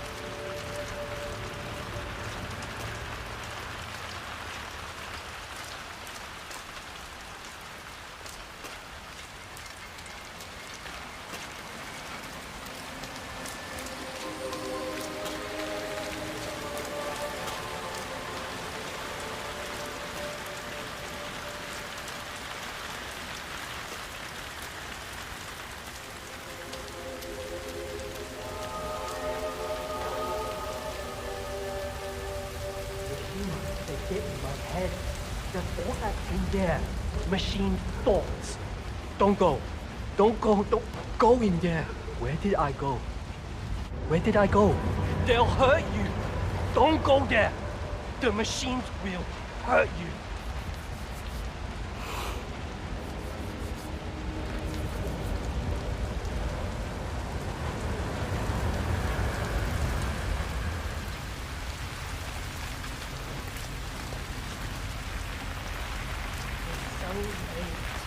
You shouldn't be out here with a bad influence spinster like me. You're gonna be interested.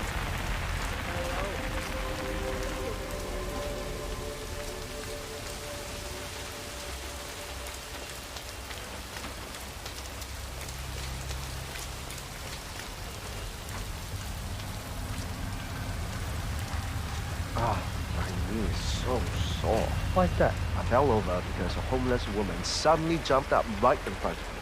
She was hiding in a hole with cardboard covering her. I nearly stepped right through. Wow. So I was laying there, my knee hurting like hell, and she started yelling something about me stealing her past. What's that about? I saw another one pounding a stone to the pavement. He just kept repeating, "How did I get here? I don't understand." Is it just me or have they upped the crazy lately? It must be hell to be here. Well, at least someone is trying to help them out. There's this building where I've seen them go. I think they helped them out.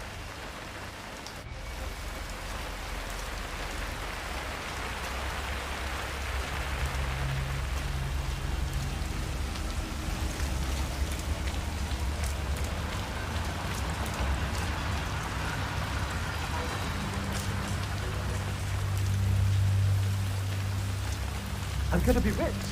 Get the hell out of here. I got this flyer, and it says I can make a lot of money to be in some experiment. They don't want people like us for that sort of thing. No, they only want people like us. The flyer says so.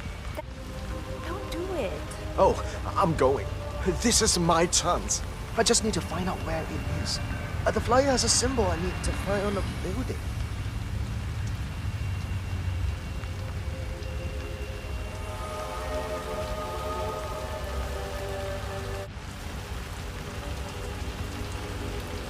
Get an umbrella when I'm rich. And boots. Shit, I'll get a house. I'm never going out in the rain again.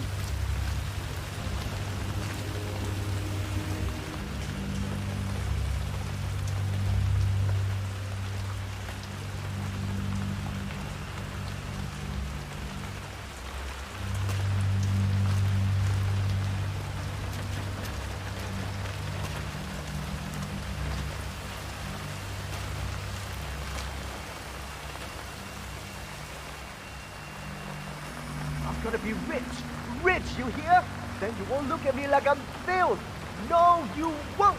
Relax, man. I'm not looking at you. I know what you're thinking. But who's gonna be on top then, huh? Me! I can buy shit. Food, clothes.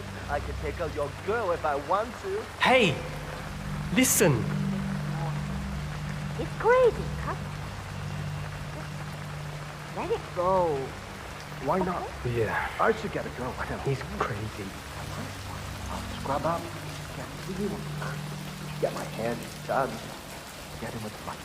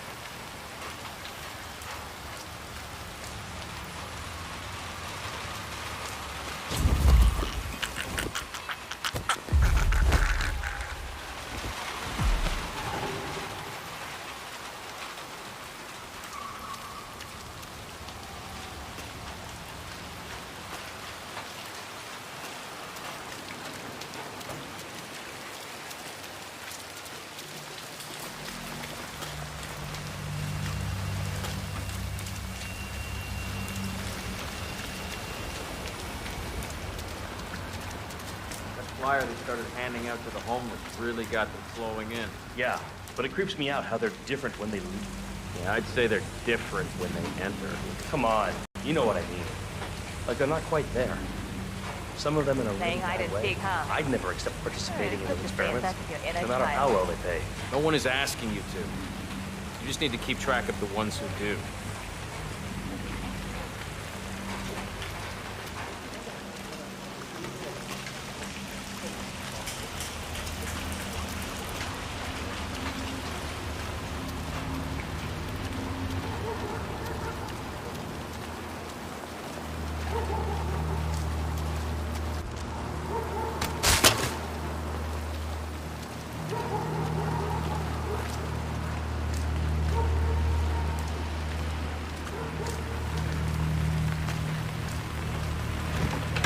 Hi there. Let's get you out of the rain, shall we? We just need to frisk you first.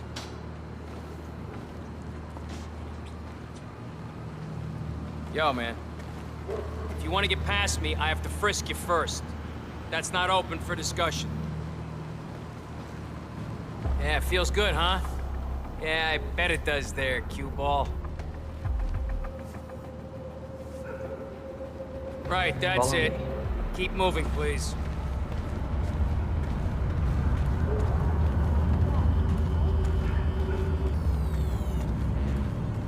God. What's that smell? It's you. Oh, how can you stand it? Your clothes are so filthy I can literally taste the stench. When did you last change your outfit? Seriously. I change my clothes all the time. Yeah, I bet you do. It's in there. Go take a seat. They'll get you and the other guys through the sign-up.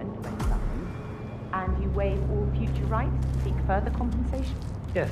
Who would you like to benefit from the proceedings if you yourself are incapacitated? Would you excuse me?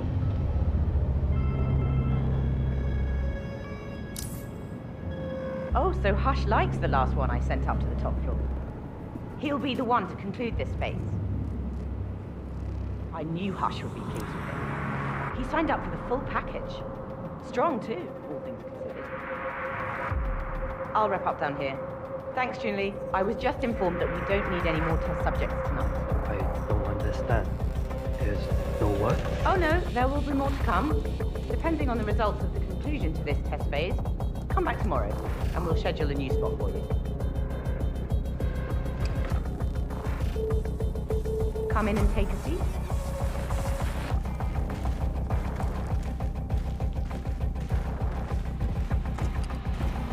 I'm sorry to inform you that we have all the test subjects we'll need for tonight. But you're welcome to fill in your information now and come back tomorrow. A guard is waiting outside the door. He'll escort you out of the building when you're done. Help yourself to an apple. For your trouble. I do need my vitamins.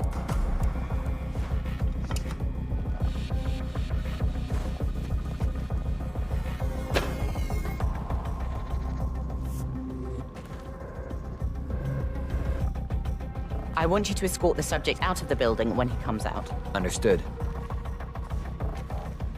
I hope to see you tomorrow.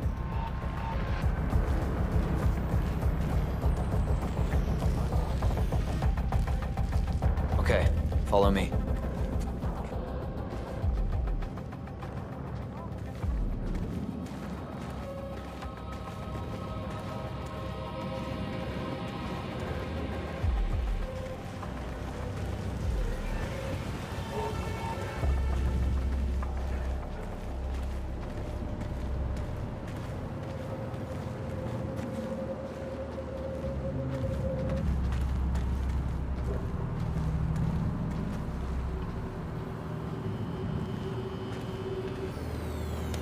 Jeez, this way.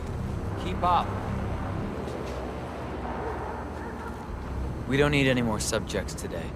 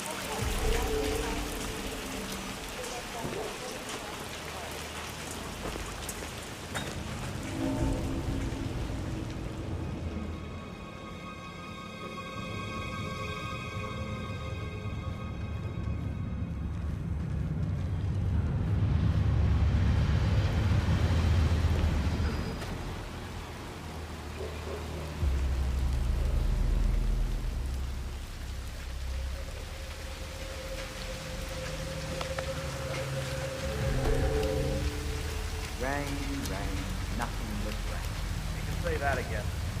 I wouldn't mind promotion to the inside duty. In the block. Great thing. Don't you know they do experiments with supernatural brain shifts? Supernatural brain shifts? I heard it's some kind of reach out to the homeless. Helping them to a better life. Ha! Pure fantasy. You met Hush? I have. And then you strike me.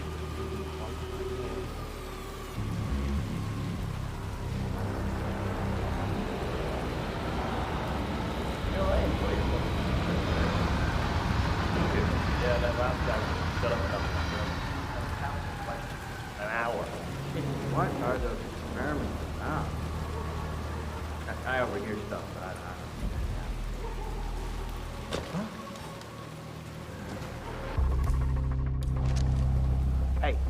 Check that out.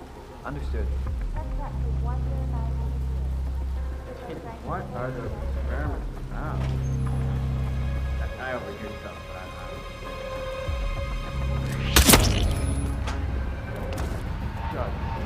here's a little freak stuff. Here's actually Not his mind, the machine. He talks straight to it with his brain, that's all. Yeah, he's weird.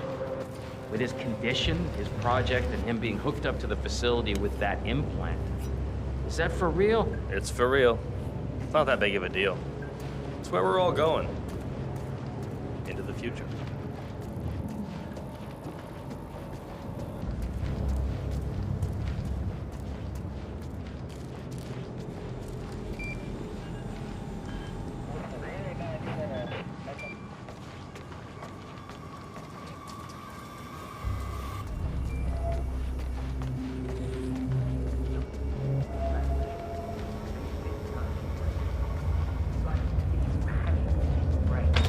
Motor control now. Next, emotions and memory recollection. Yes.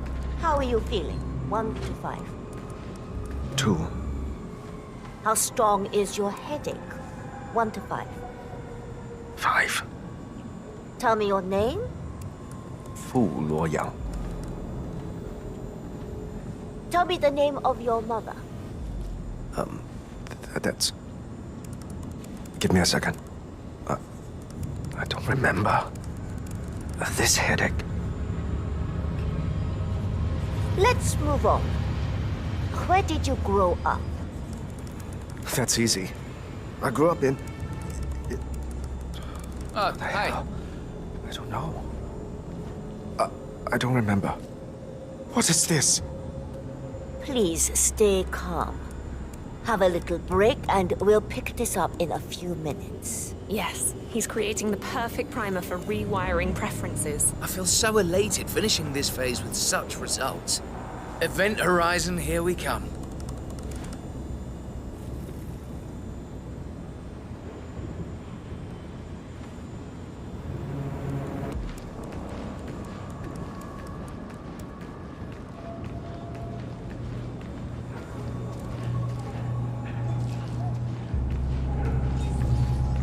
Peterson, did you wrap up the serial transmission benchmark? I did. There are still a few kinks to work out, but I have some ideas. I think if we diffuse the focal point of the emitter, the tissue damage will be significantly reduced. That, of course, allows us to scale that with reasonable strength to get to the desired result. Write up your design and I'll get you.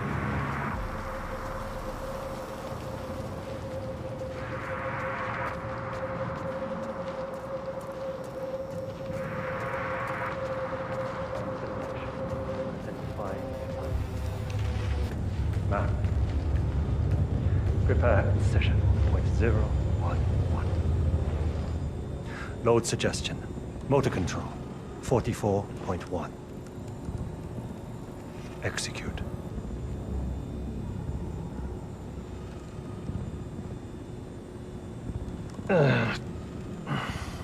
Oh, this headache.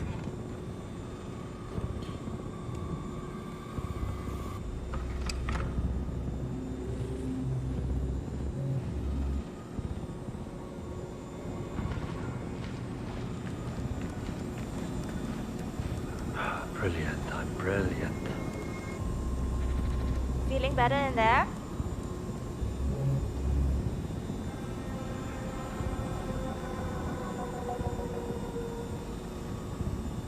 You're working too hard, Hush. If you keep this up, it could permanently damage you. I think you need to take a break. Stop interfering with my workflow. Don't you think I know what I need? Well, I do.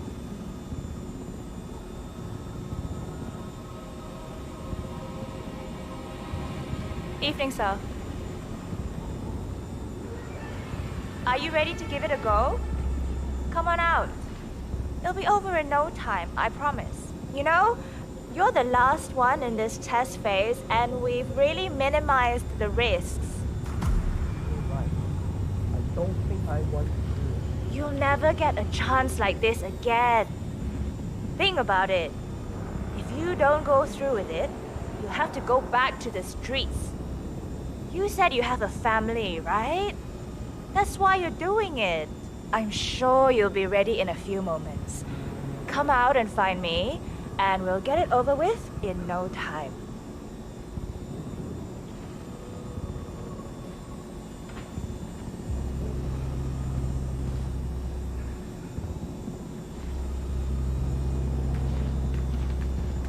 Come on. This is my chance. Is that supposed to make me feel better? Because it doesn't. I don't want to do it. This is it. My big break. Why can't I just do it? If I do this, I can give my family a future. I have to do it. But I can't. Yes, I do. We've been over. My sensory stimuli. That in the background. What are you doing over there? I don't believe for 1 second that you're not spending every waking moment on your pet project. You just focus on your little drones and your algorithms.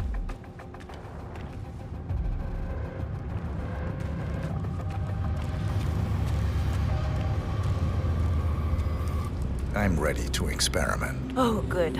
I'll let Hush and Sister Lei know.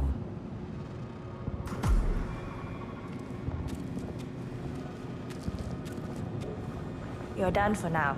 Come on. He's ready for you, Hush. He looks strong. Good. A good specimen to conclude this phase. We'll get started when Sister Lei's here.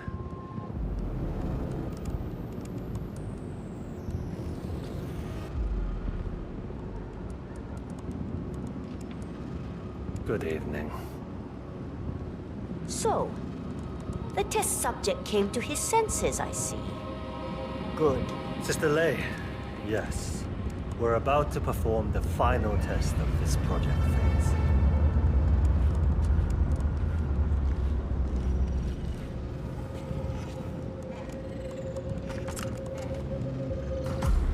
Sit down. One-on-one with Hush 47. Ready when you Make him hurt. Junli, let's start at 100% signal strength. No. I mean, no, there's no need. The subject is clean, cooperative. I was thinking 25% and then adjust if necessary. 60% is minimum.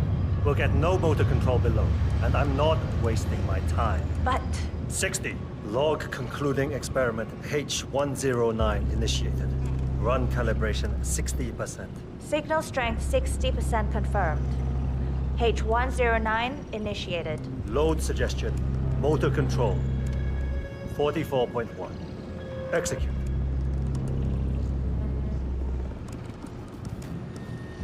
The signal's too low.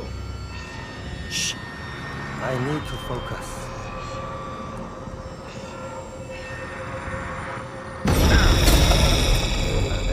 The signal's too weak. We'll get nothing like this. Go to 100%? It's not safe. You've been working too hard. With your condition, it can cause you real physical harm. It's safe. You're strong. You can overcome it. 100%. Do it. Log continuing experiment H109. Run calibration 100%. Signal strength 100% confirmed. H109 initiated. Good. All good to go. Identify impulse string. Load suggestion. Motor control 44.1. Execute. It's too low. He's got spirit. I can get to him. Just need to focus.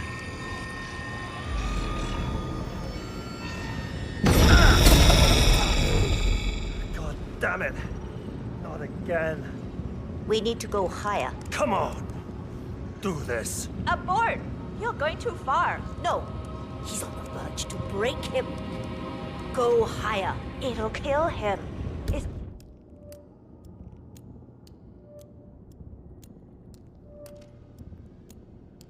already way beyond reasonable intensity.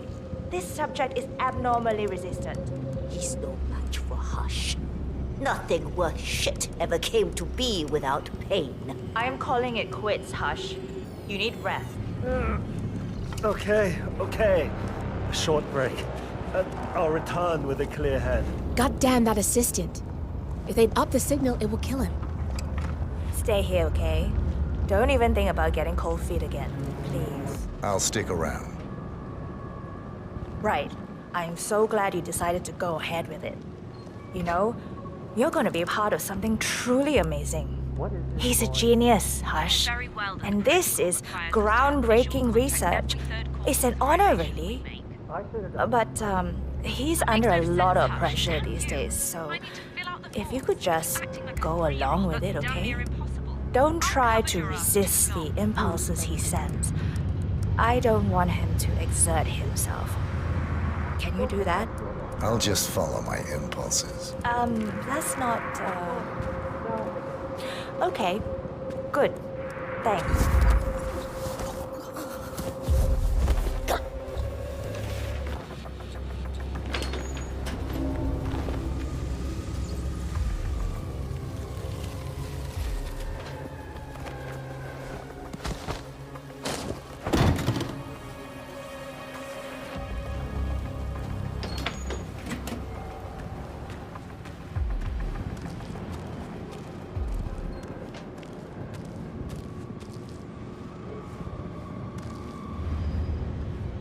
I can't stand this level of incompetence. I'm going downstairs to see Sister Lei. I need some cheering up.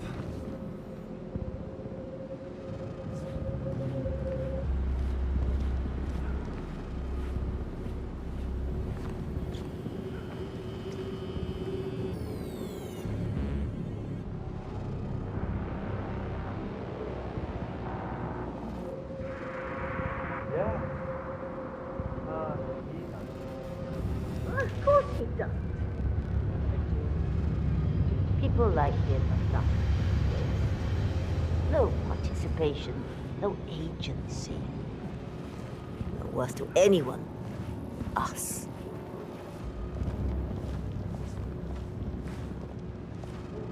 Where's Junli?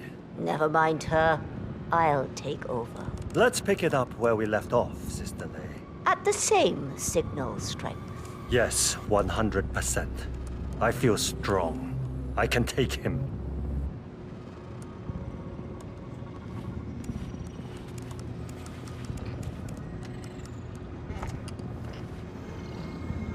Take a seat.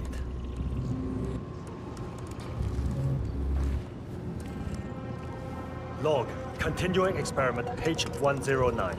Run calibration 100%. Signal strength 100% confirmed. H109 initiated. Now I'll see you dance. Identify impulse string.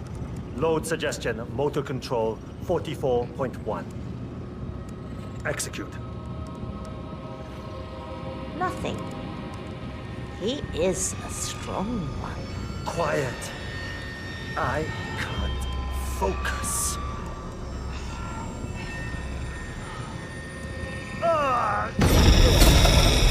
My head. You'll get nowhere like this. I don't understand. No one's ever resisted like this before. Let's increase the signal and get some results.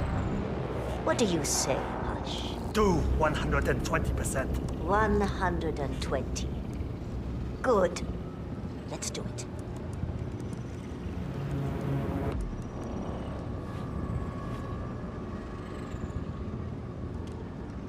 Log, continuing experiment H109. Run calibration 120%. H109 continued. 120% signal strength confirmed. Yes. This is it. It's all incredibly sharp.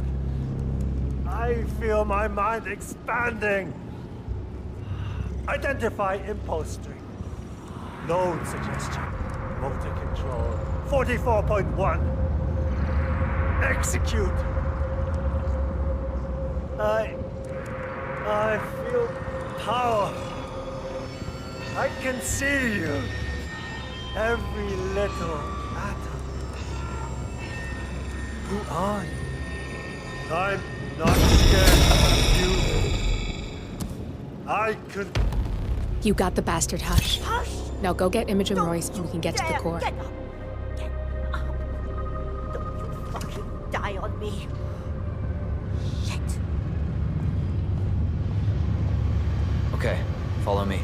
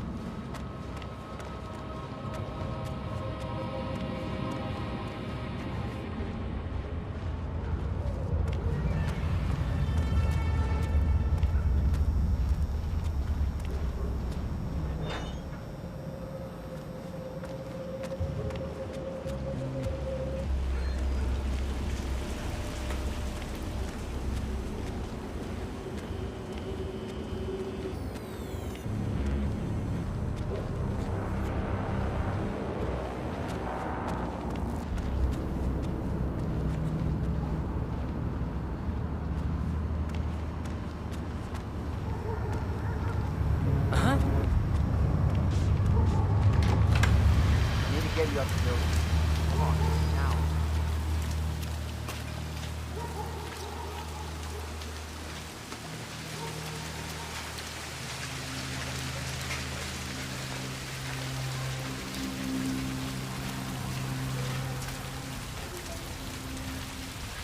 Hey, you up there?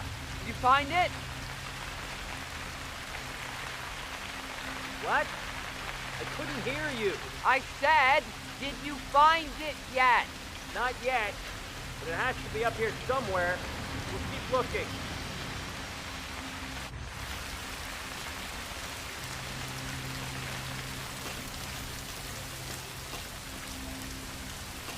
What's going on in that noodle place? It's 3 in the morning, and I swear I've seen at least 4 chefs turning up for work. I think you might underestimate the power of a late-night noodle run. You up for grabbing some? It's gotta be good if what you're saying is true.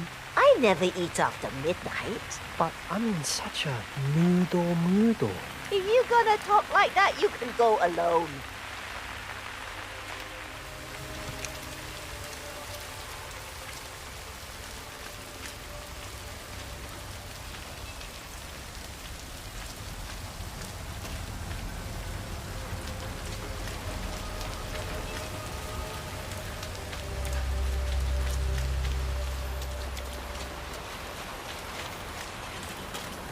Walkway seemed so much higher up when we were younger, didn't it? Shit!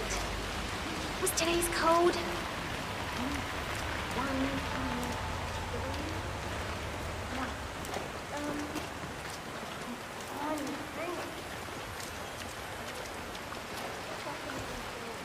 Oh, this chef outfit is really uncomfortable. I wish we didn't have to do all this cloak and dagger stuff every day to get to work. Shh! You can't talk about that stuff up here. Oh, jeez, no one's listening. I'm gonna head in and change into something more comfortable. You coming? I'll be in a sec. See you down.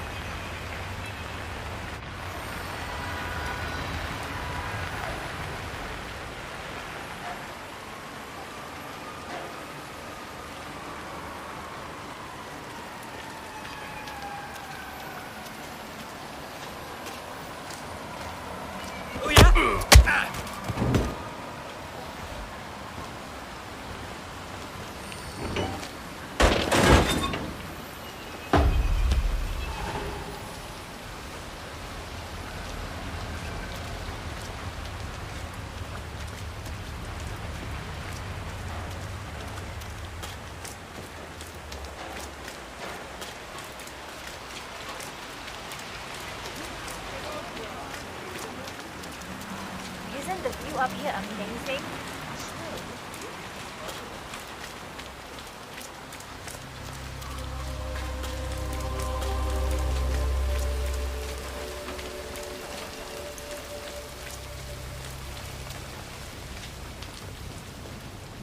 Mr. Pritchard, I presume. Hi, I'm Chancy. Pleased to meet you. I'll be your guide on the facility tour. Spare me the pleasantries. I've had an awful flight. 9 hours delayed, luggage lost somewhere along the way, and the airline is trying to avoid their responsibility.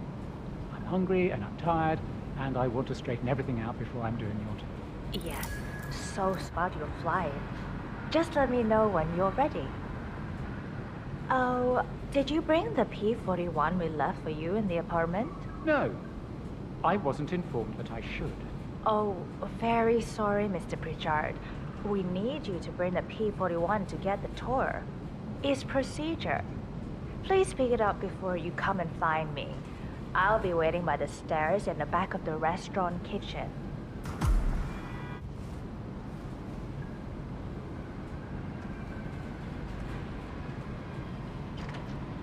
The VIP has access through the kitchen. I'll be waiting for him in the back. Understood. Hey, hurry up. The man is starving. Yes, I'll see to it.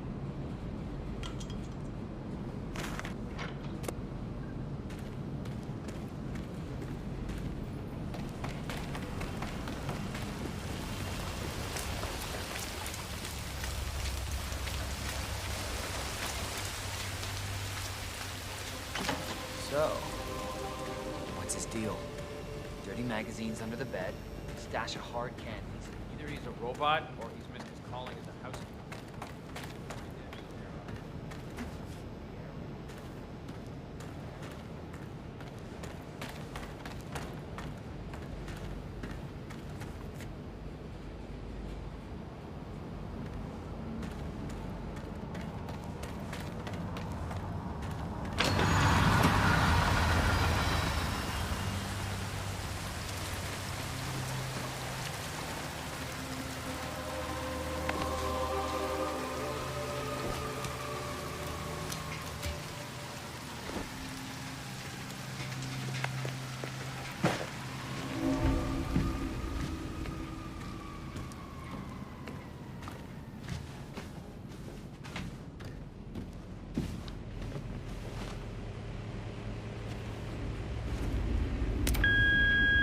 Hello, Mr. Pritchard. I've just learned that your plane will be delayed beyond the lifetime of the entry code you received for the facility. For your convenience, we've set up the new code to be 0118 to match the one for the apartment.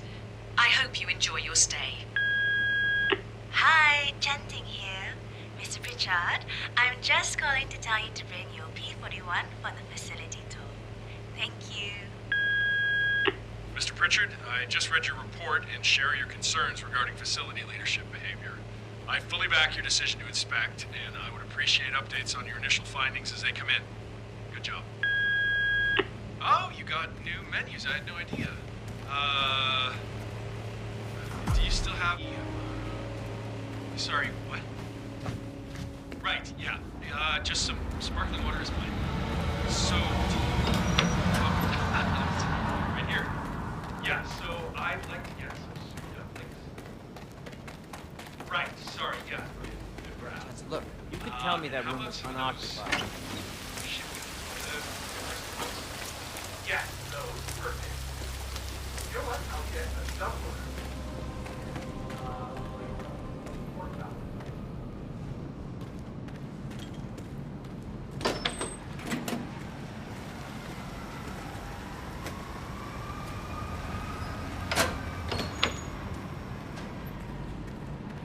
My Vader, you can go right in.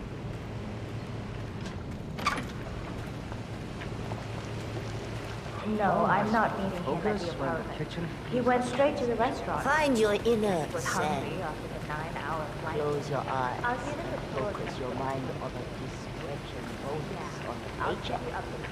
Sure thing. That's what I do. That is a calming bonus.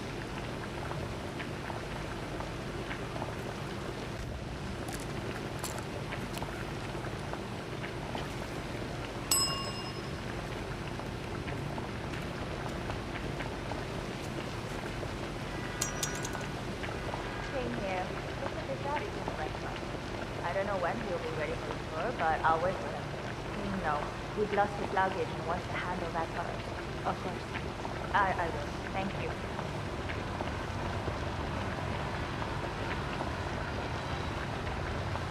Have a nice evening, sir.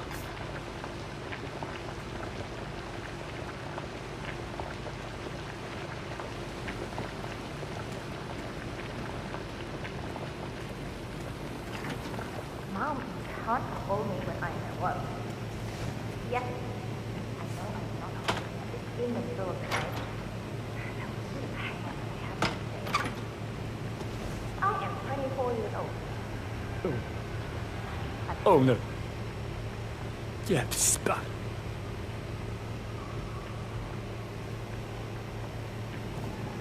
Oh. Just glad it's not me!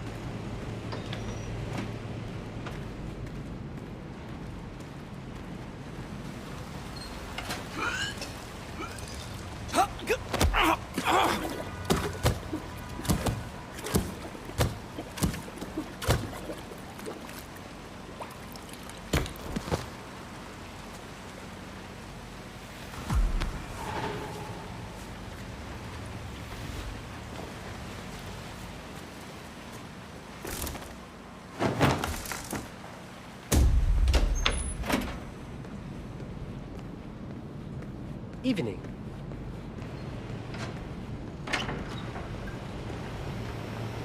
Hi, Oliver. I'm right in insisting our guest needs his P41, right? No exceptions?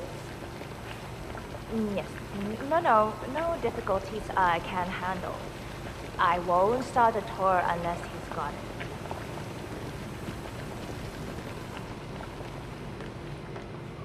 I'm ready to inspect the facility now. Good.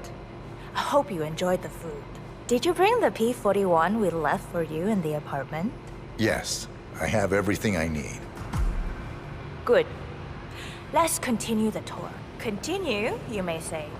We haven't even started the tour yet.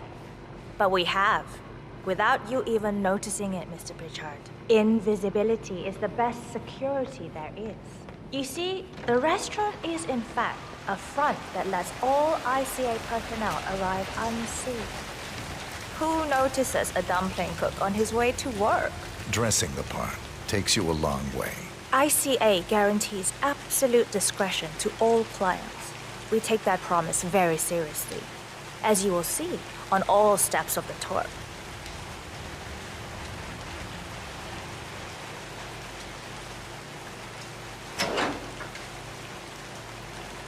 Come on, it's this way inside.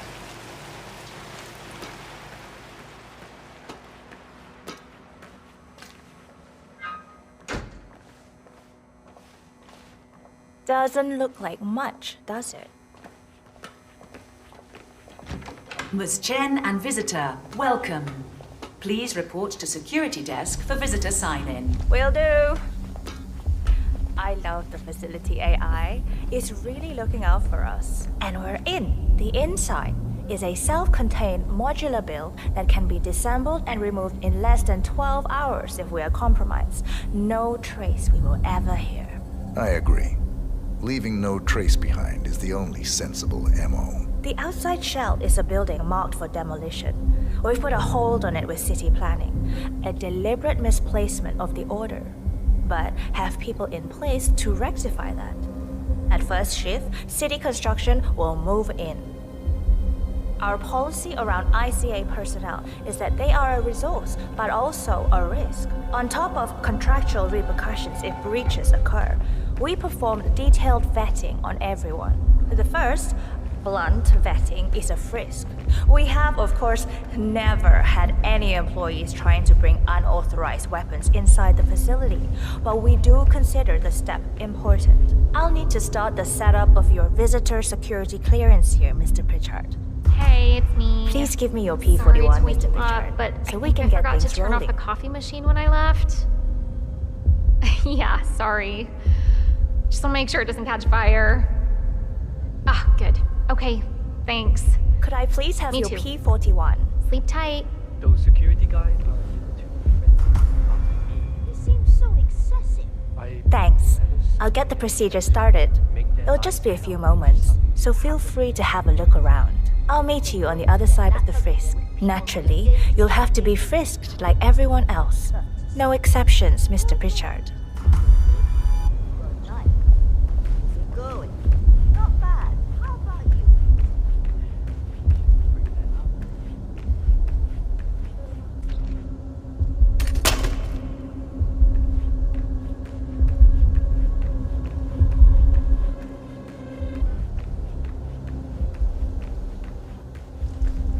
Hey there. Oh. I'm sorry. I thought you were someone else. This is just standard procedure.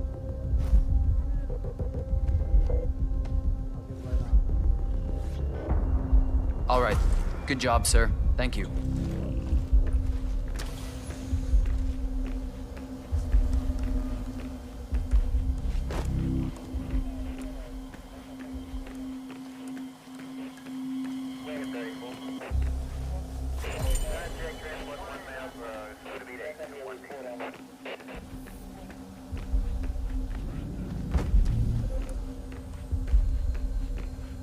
Good, you're here. I've started the security clearance process. It will take a little while since you're covered by the Zero Protocol. All your data will be encrypted and inaccessible without your authorization. Only facility AI will use it for ID analysis. Fully anonymized, of course. But we can go a few more steps on the tour while it's validating. ID analysis? What the hell does that mean? Give me a minute. I'll try to find out. As I said, personnel is the greatest asset, but also the greatest risk of the ICA. The work we do here exerts high-level pressure on our employees, and there is no room for mistakes. We perform a daily, multi-layered, full-body scan to guarantee that no employee will act erratically because of PTSD or other mental issues, drug use, physical health issues, external pressure, or moral hesitancy. The scan only takes a few seconds. Let's step inside.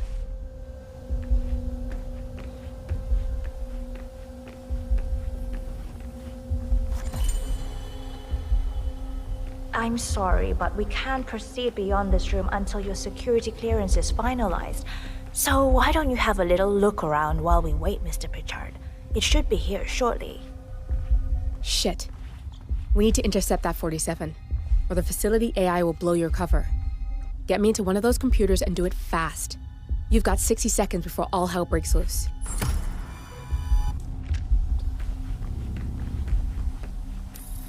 If you use your camera, you can hack that panel. Granted.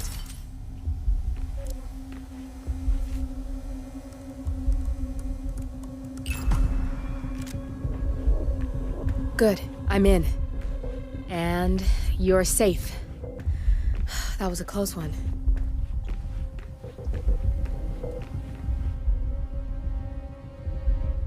Perfect timing. Your clearance just came through. Let's continue. Come on, it's this way inside. So, as you see, we are very serious about security. What we protect is, after all, core to all ICA operation. We, and we alone, store all legal work, contracts, target profiles, employee files, contract documentation and validation, and so forth. Furthermore, we handle all current operations, effectuate logistics of personnel and equipment. Our analysts do the client vetting, target profiles, and of course, offer real-time contract support to handlers and operatives. Storage and transmission of sensitive information like that takes constant vigilance to keep safe. We have a team of engineers solely dedicated to that task, and oh good, there she is. Hi, Imogen Royce. I've been looking forward to meeting you. Likewise.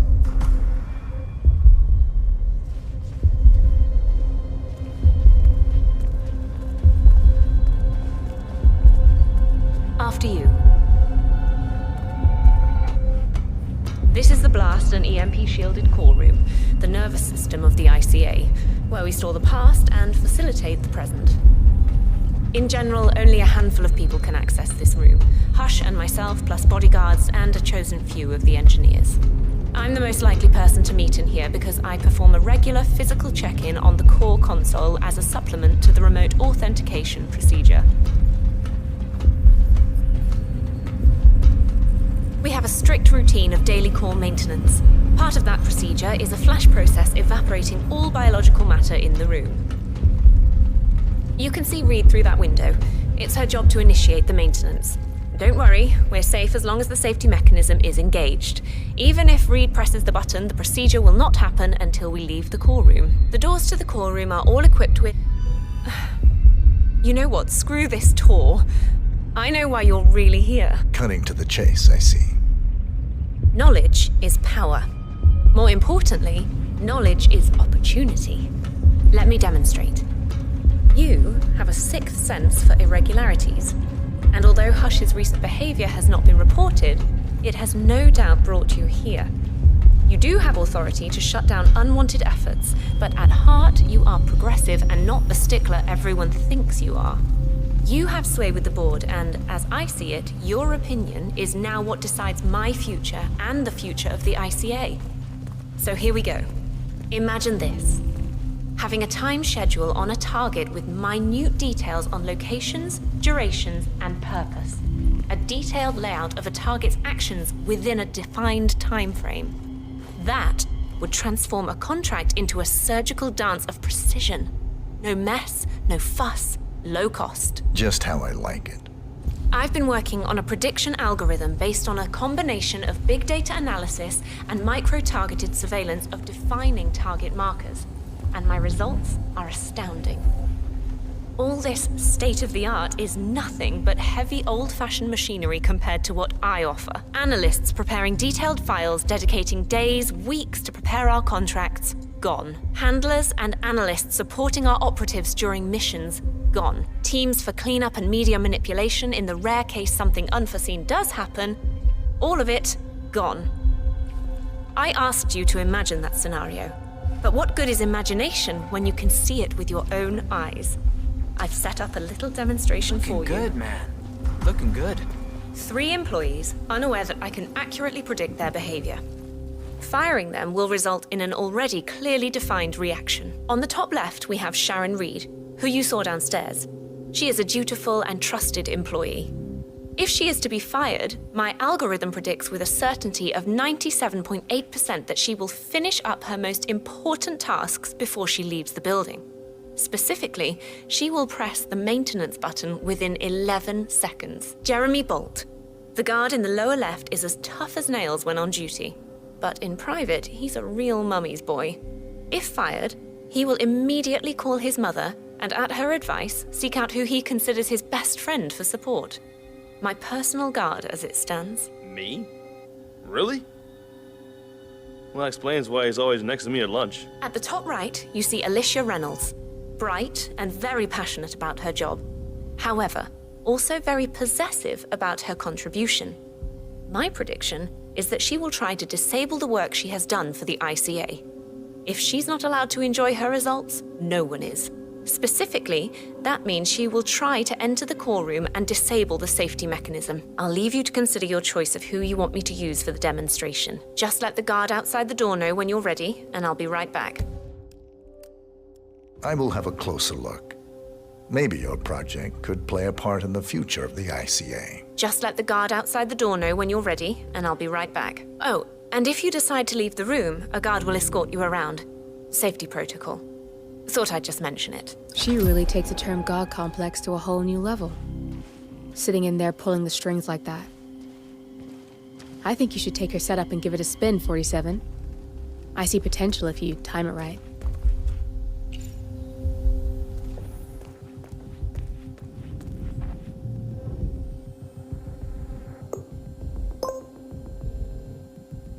Jeremy Bolt, I regret to inform you that Code 41 is now effective for your employment status.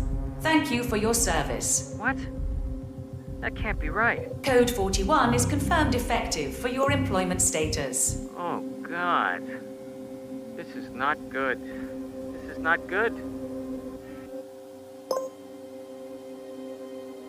Alicia Reynolds, I regret to inform you that Code 41 is now effective for your employment status. Thank you for your service.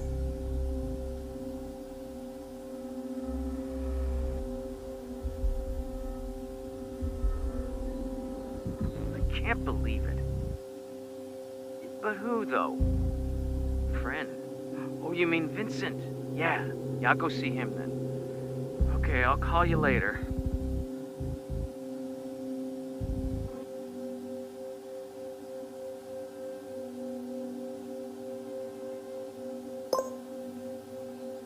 Sharon Reed. I regret to inform you that Code 41 is now effective for your employment status. Thank you for your service.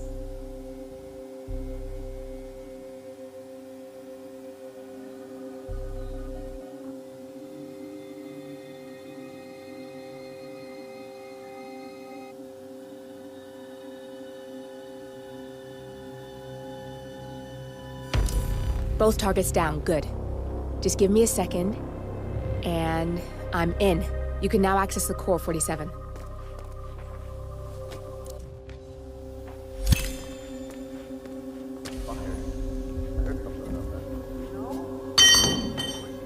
Okay.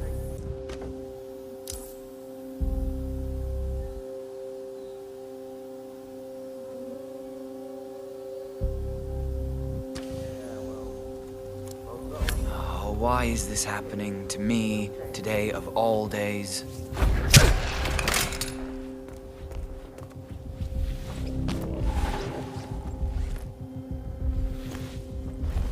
Someone help me! Help! There's been an accident and it looks bad! You calm down. I tell you. Okay, great. Bad enough losing the job. I don't want to lose my best buddy, too.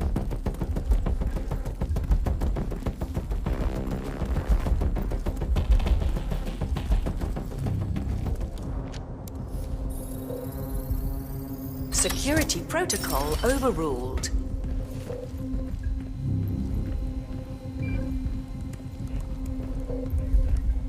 My neck is really tense. Access granted. Heavy buggers when they're not doing the flying themselves. Oh, tell me about it. I don't see why we can't handle it. What? The fumes. I hear they really do you good. They can extract some muscle tension. The air is drugged in there? Yup. The miracle fumes are plugged into the aircon from the little utility room. Oh, man. I could do with some relaxing fumes. You think we can reroute them? Nah, only adjusting it. We should turn it off. Yeah.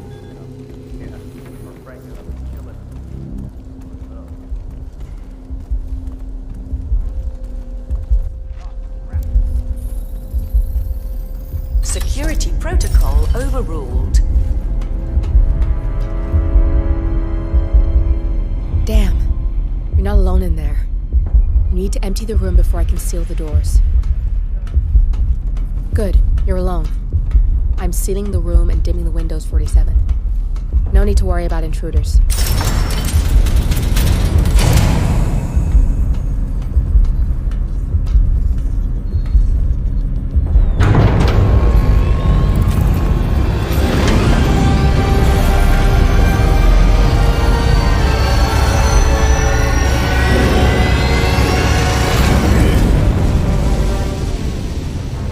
It's all here.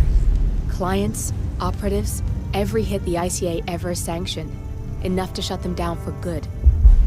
But first you need to locate all files referencing Diana and yourself.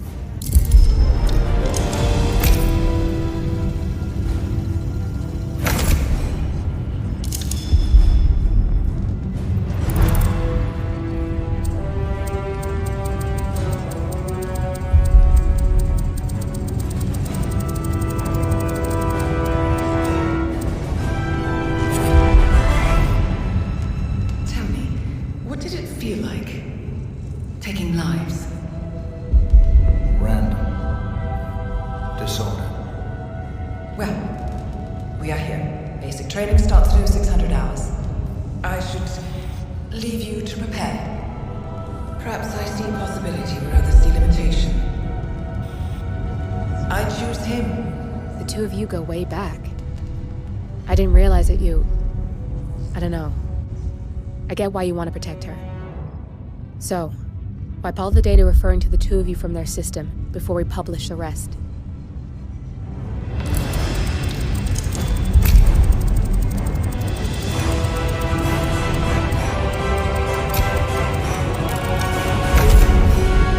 Okay, good.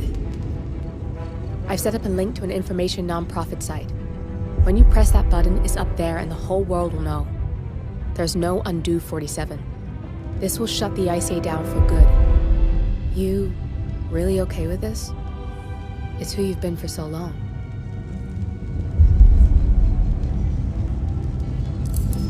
Maybe it's time for a change.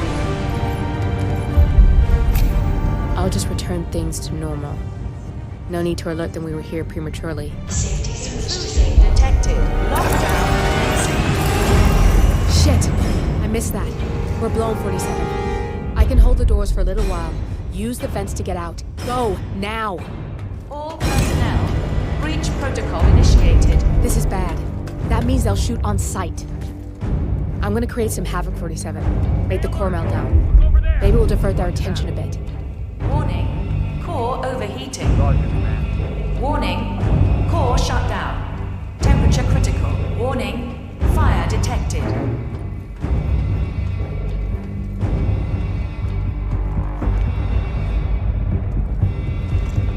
All personnel. Breach protocol initiated.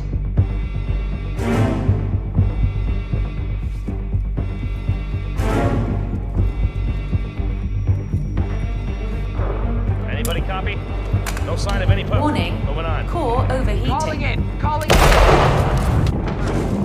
I need backup.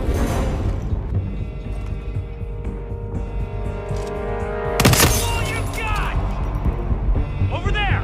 Flush him out! I see him! Warning. Fire detected. There he is.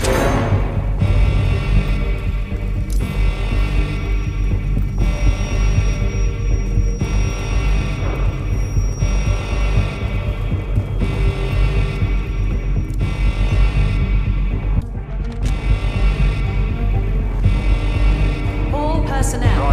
Breach protocol initiated. Will do. Out. Command! Ah! Shit! All right.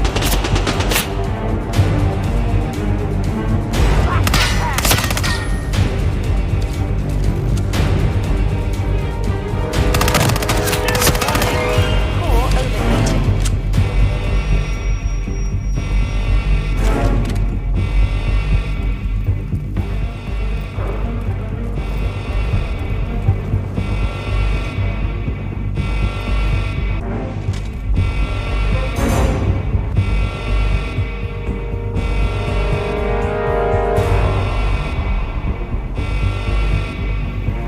Warning. Fire detected.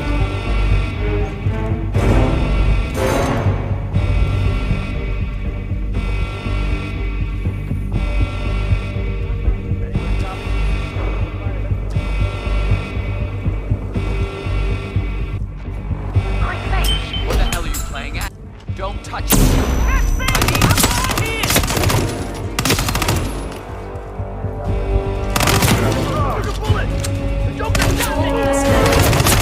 protocol initiated.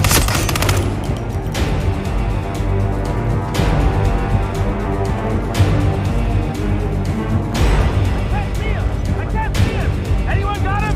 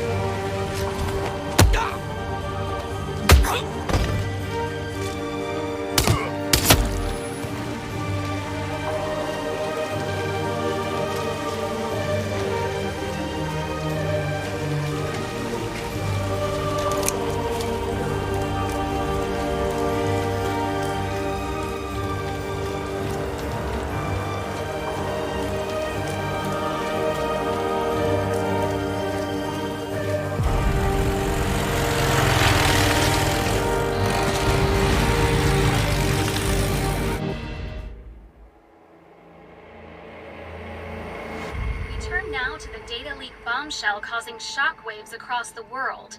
The so-called ICA files. The disclosure of... You win. So, what happens now?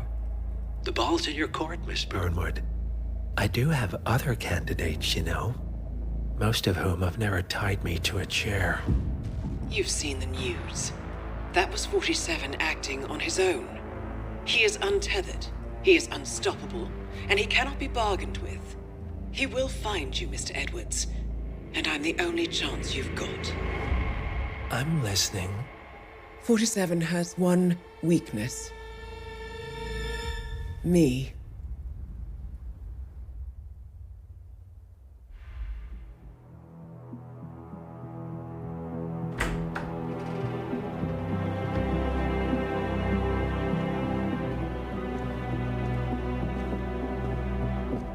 I found something.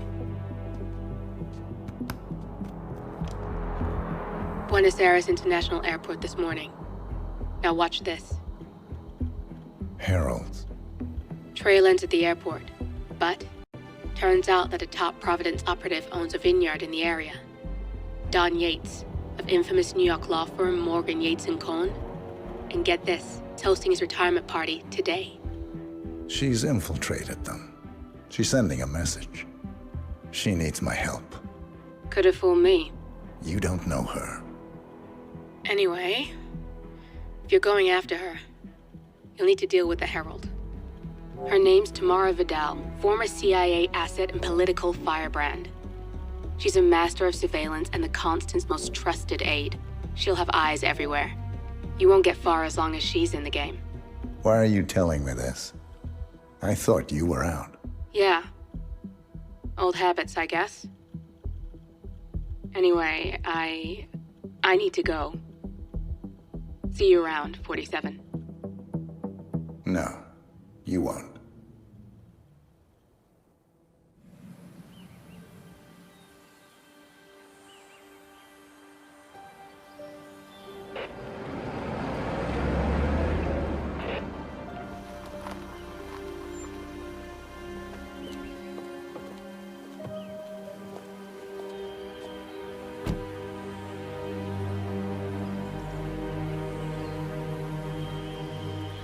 Because you're not an idiot. Let's just humor him. Yates likes his little games. Don't be long.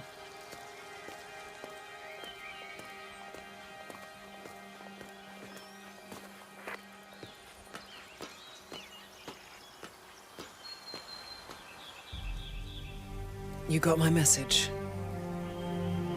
You'd never get caught on camera. Not unless you wanted to be seen. So what's the play? You're not the only one who's been busy, 47.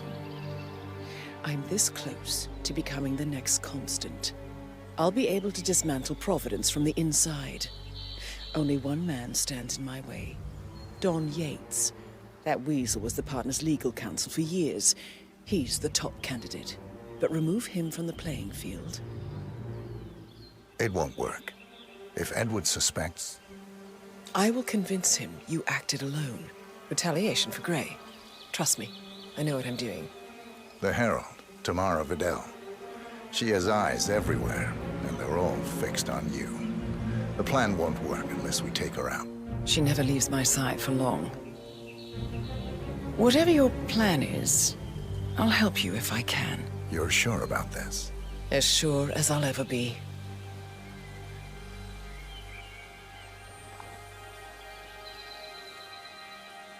Here, I got you an invitation, just like old times. Come find me when it's done. Good luck, 47.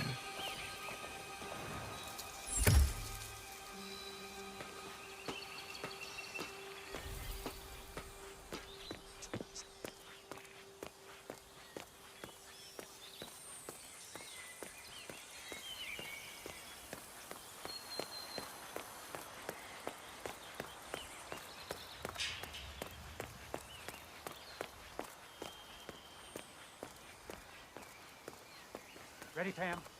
3, 2, 1, and For more than 2 decades, New York-based law firm Morgan, Yates & Cohn has been among the Valentina most must be over the moon successful about and John stepping down. She's been living alone here for, what, 6 years? Ever since the scandal that ruined her career. Bienvenidos to Viñeda Yates, señor. May I see your invitation, please? Gracias, señor. Enjoy the party.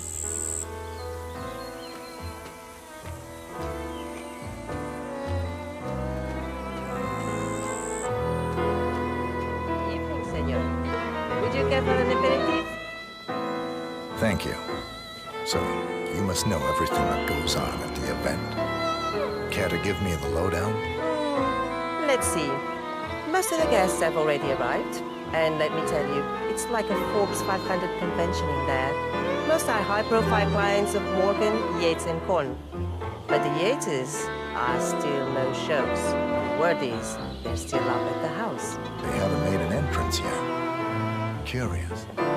Any idea why? Well, I probably shouldn't be saying this, but word is that Yates was in a great mood this morning, but that all changed when the letter arrived. The letter? Yeah, an honest-to-God letter delivered by courier. I mean, who writes letters anymore? Anyway, it must have been bad news, because Senor Yates hurled the plant off the balcony. Big heavy one, too. It almost hit Isabel, one of the maids who had to go lie down. Oh. Anything else? The party is not the only thing happening at the estate. The winery is open for guests, too. You should check it out if you're interested in winemaking. It's harvest season, after all. I might just do that. Thank you for your time, miss. Right. Pleasant evening, senor. Thank God it's finally over. That extra security detail was driving my wife and kids crazy. We lucked out. Harold's say a handful of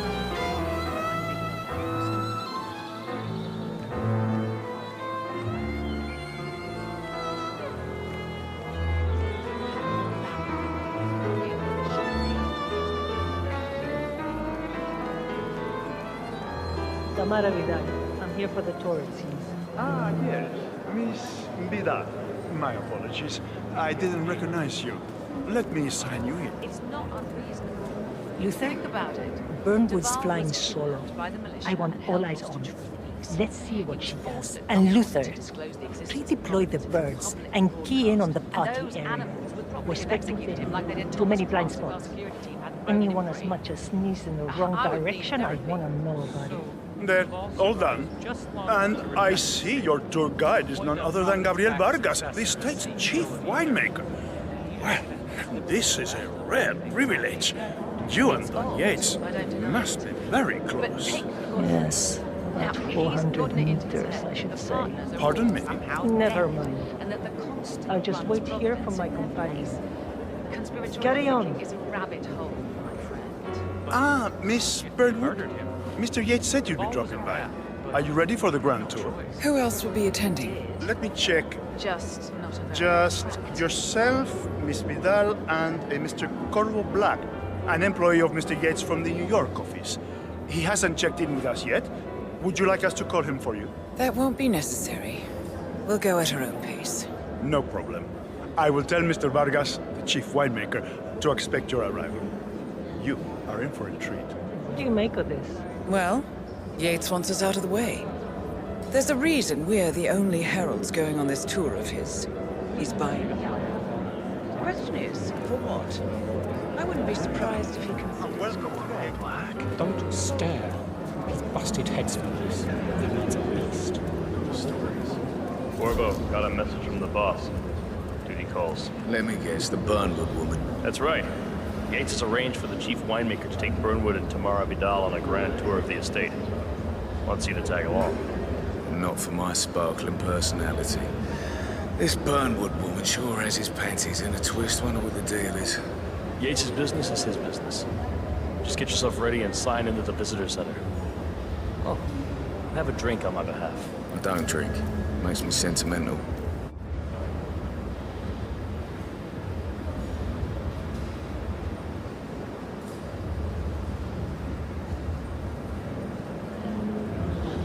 Mr. Yates. Yeah, you mind telling me what I'm Yeah.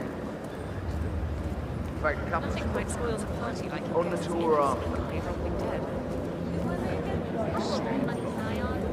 So you're not sure? Does that mean there's a plan A? One where I don't stand a 50-50 chance of getting caught? I mean, you do realise the risk here, boss. Broad daylight, workers around. Who exactly is this bird?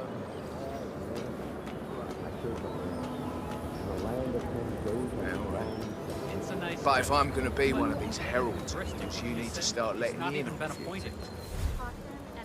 Okay. So who's this fool guy? Say again. I'm more of a beer man myself, but Nah. if Yates wants great, No we'll all problem. get closer together and play I the just modern never framed an urban legend before. Very post-truth.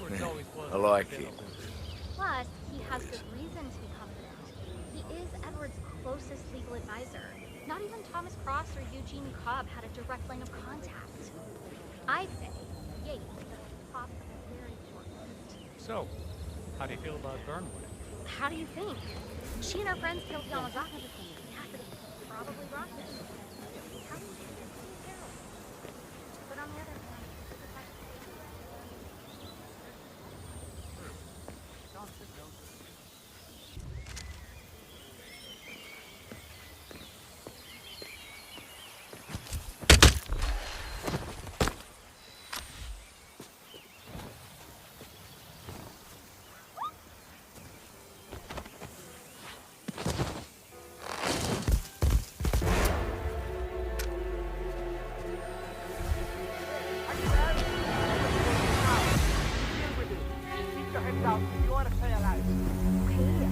I think I've got you.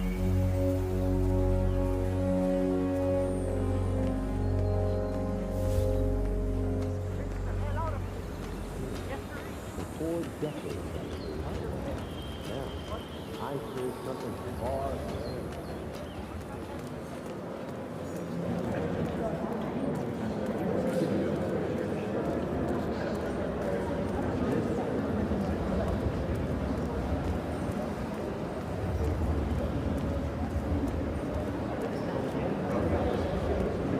Keeping it real.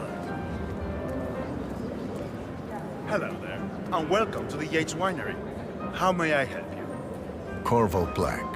I'm on the tour. Right, Mr. Black. Welcome.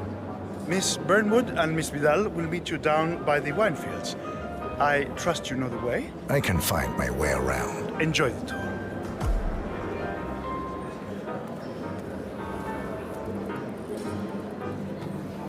One of the most gifted surveillance specialists ever to graduate from Cambridge. Ran one of our interrogation lab sites. What did I tell you? Those in prison.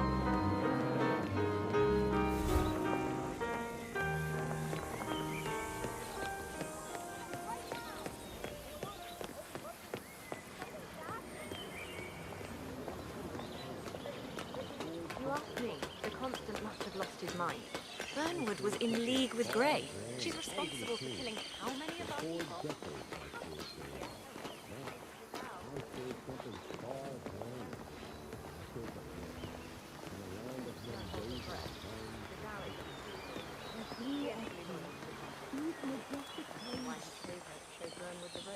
Figured the rest of us wouldn't forgive and forget so easily. Over here! You two must be Burnwood and Vidal. And you must be Yates's garbage man. Sorry, but I didn't catch your name. This is Corvo Black, Tamara.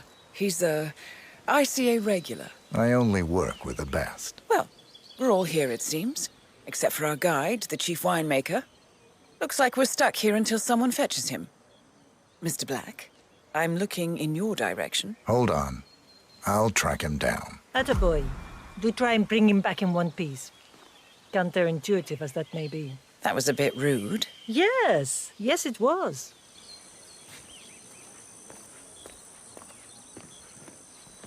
Johannesburg called. I'm from that Smurf. Ethan, Comstock, Hampton, Milton Fitzpatrick, Ponsonby, Tennessee Global. All three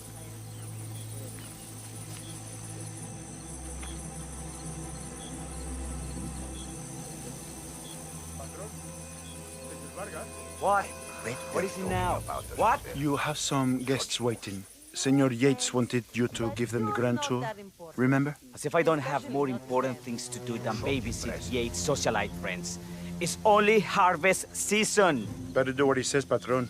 Big shot New York lawyer like that. Don't want to get on his bad side.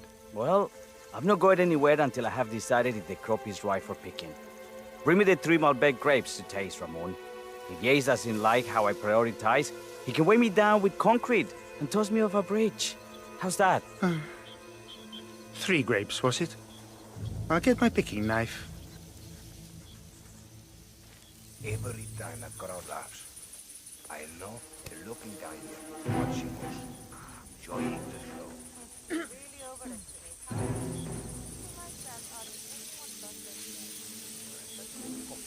Oh my God.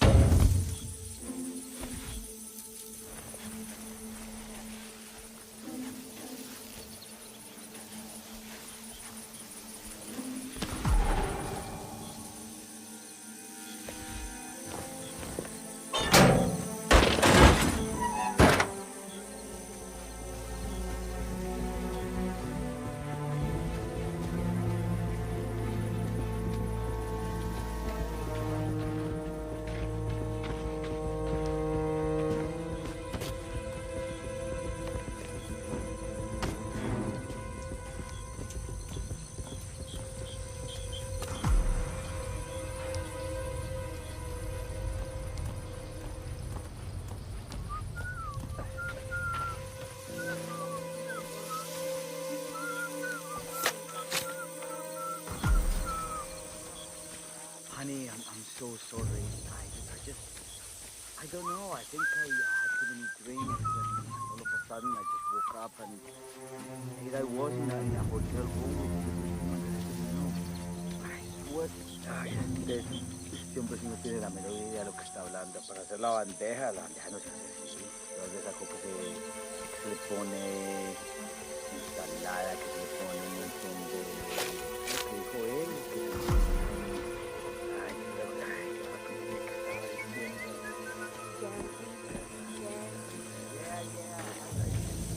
De la menor idea. Se bajaron los frijoles, les faltó el arroz, les faltó todo. Bien raro que estaría haciendo, pero...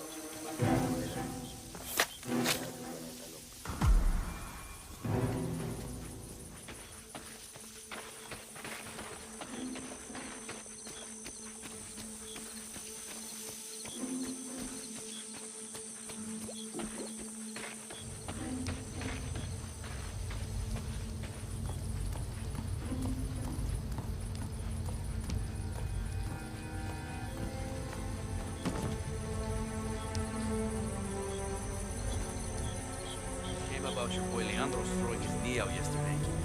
They say the poor guy might be out for the whole season.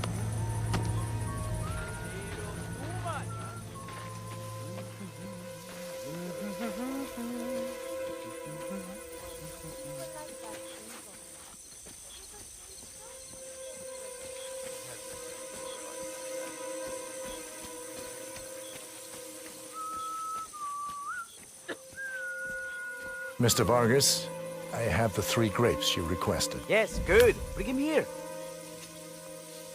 Now, let's see. A lovely inky black color. Good size, large and firm. Seeds brown. Excellent. And finally, taste. Sweet, flavorful, robust tannins. Some floral notes. Marvelous. Why, I say these grapes are ripe for harvest. Inform the workers, will you, Ramon? I have a third to contact. Will do.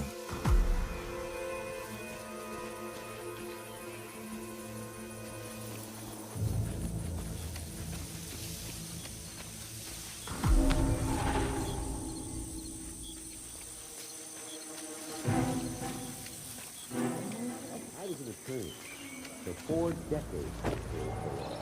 Now, I was an attorney. I was an attorney. I was an attorney. I was an attorney. I was an attorney. I was an attorney. I was an attorney. I was an attorney. The partner created a power cabal bound together by secret... Ah, my fellow wine lover. Hello. Welcome to Viñeda Yates. I do apologize for the delay, but the Malbec grape is a demanding mistress. So, I am Gabriel Vargas, Chief Winemaker, and I will be your tour guide. Any questions before we start? Yes, but you're not going to like them. We're good. Lead the way, Senor Vargas. Wonderful. Follow me.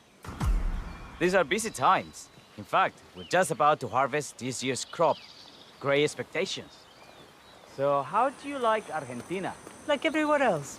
Hey, yo, Full of what's up? Americans. First stop on the tour is the production floor, where our prize-winning Malbec grapes are processed.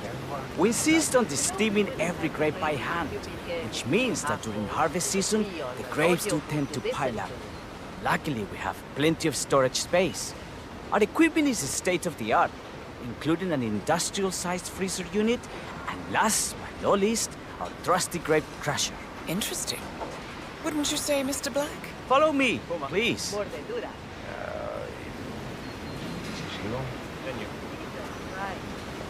Are you a wine man, Black? Somehow you don't seem the type. Oh, I believe Mr. Black here is something of a jack of all trades. Isn't that so? I dabble. I see. I just thought Yates might be sending a message. My mistake.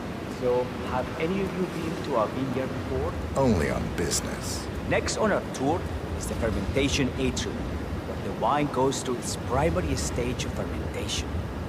In these big open tanks, yeast converts the sugars in the wine to alcohol, in a process that lasts between 5 and 15 days. This is also where we squeeze the must into a fine juice using our grape presser before the longer secondary stage of fermentation. Fascinating. Now, before we move on, do any of you have questions? How about you, Mr. Black? You look like you have something on your mind. I have a question. It's... perhaps we can take a closer look. Certainly. Lead the way.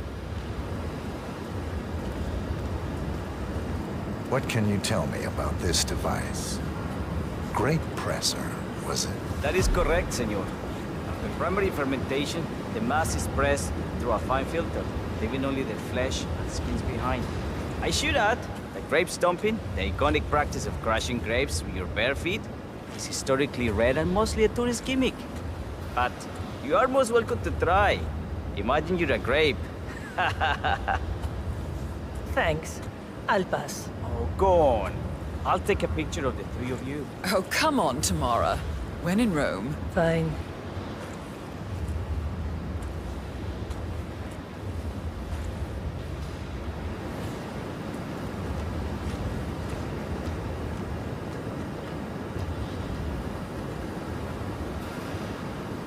Say queso. May I see that, Mr. Vargas? I believe I blinked.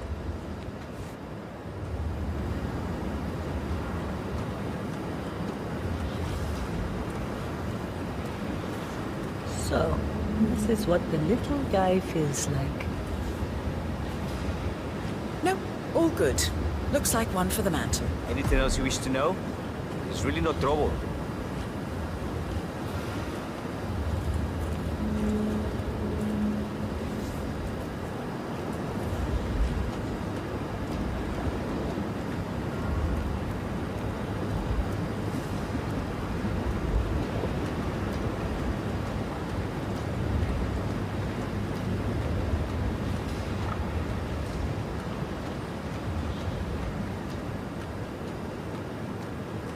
I'm interested in these containers. Ah, yes.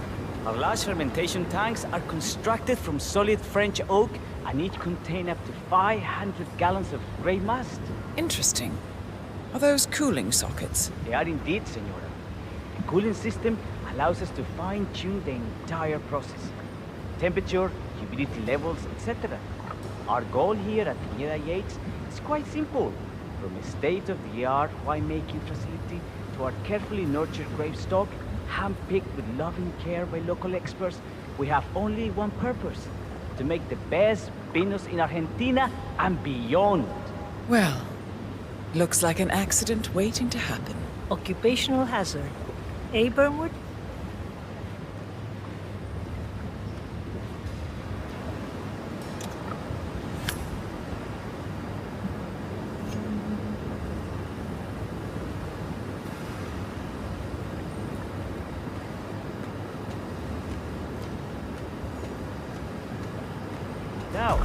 Is there any more questions?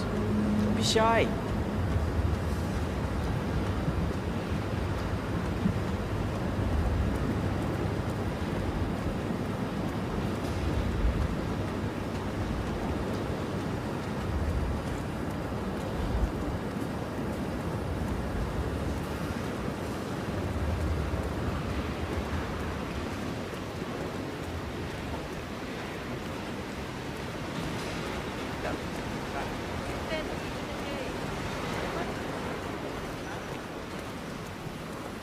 What can you tell me about this freezer?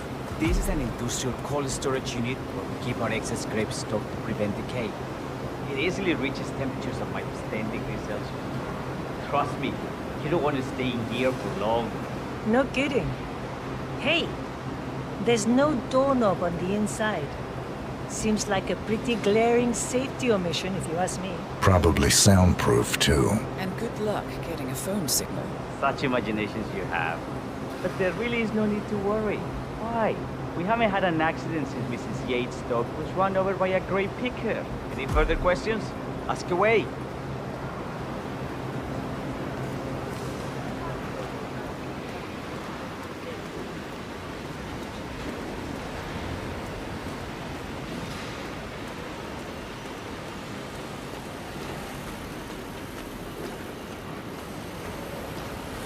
What can you tell me about this grape crusher? Well, as the name implies, it crushes the steamed grapes into a thick pulp or must by a powerful rotating cylinder. She is one of the most important appliances in our production pipeline. Have you had any workplace accidents? What? Fall into the vat and get crushed to a pulp? You'd have to be a bona fide idiot. A waste of space, if you ask me. Yes, well, fortunately, we have had none of that. So if there's no further questions, no way.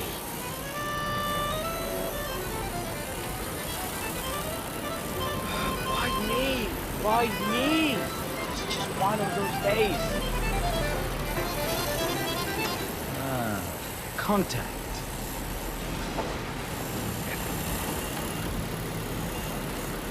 Excelente. Let's continue to the barrel room. If you'll follow me.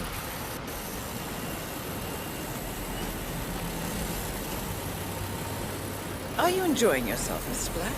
Oh, it's all very inspiring. Winemaking is a craft. Sure. Everyone talks about craft beer these days. You can make a decent IPA in your country. Oh, this, my friends, this is true grandeur.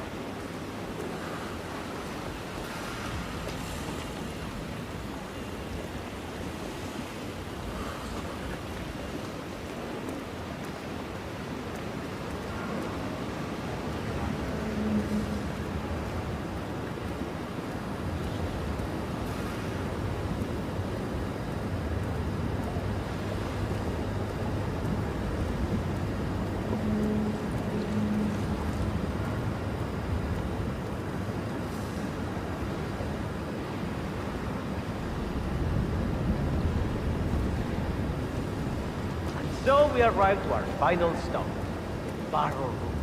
This is where we store the wine during the secondary stage of fermentation. The area behind the glass is where we keep our most precious bottles, including a 1945 Grand Paladin, the most expensive wine in existence. The access doors, which are made from ballistic glass, can only be unlocked from the security room high above our heads. Remarkable. Ah, here comes Senor Yates now. I shall leave you in his capable hands. How reassuring. Ah, Miss Burnwood, is it not? Don Yates, pleased to meet you. You come very highly recommended. As Chief of the Heralds, let me be the first to say welcome aboard. Why, thank you, Mr. Yates. Rest assured that I will be following your every lead. Very closely. Say, that reminds me. We're about to have a little Herald get-together up at the house. Just a modest toast to celebrate my forthcoming inauguration as Constant. You are, of course, most welcome to join us. I believe you shall make a fine Herald, once the training wheels are off. I wouldn't miss it for the world. Capital. Right this way, into the lion's den. Why don't you take a break, Corvo? We're done here for now, I think. Oh, but don't go too far. I may still need your services later. I'll be closer than you think. Oh, almost forgot. Cortazar, please nip down to the wine cellar and tell Mr. Flowers, the sommelier, to prep the 1945 Grand Paladin and bring it up to the house for our special occasion. Got it, Chief.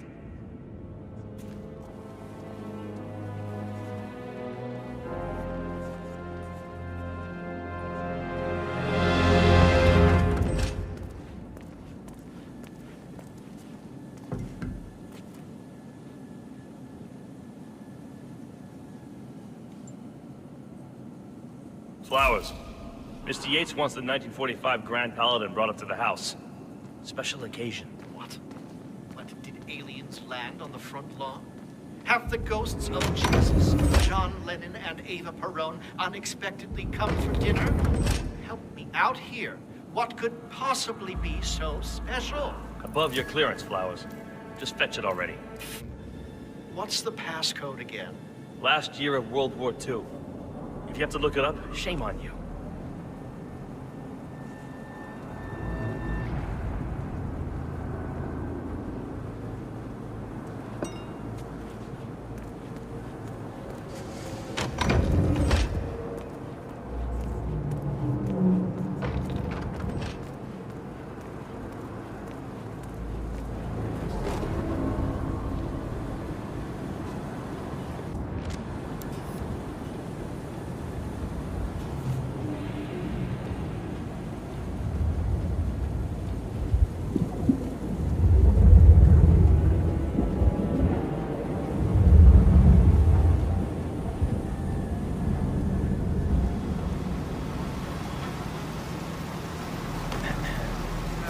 Temperature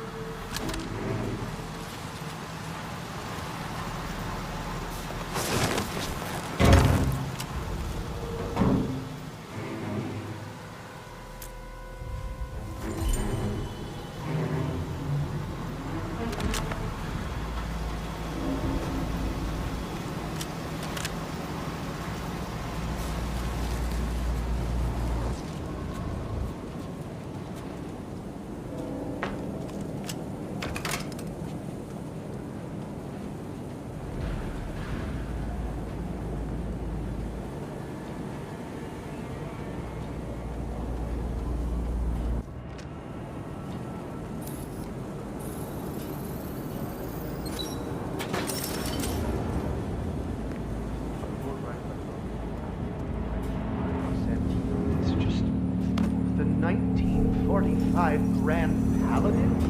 It is perfection, irreplaceable. You don't drink the 1945 Grand Paladin any more than you would write a shopping list on the Mona Lisa. Men like Don Yates know the price of everything, but the value of nothing. I am sorry, Patron. Say, what if we exchanged the labels?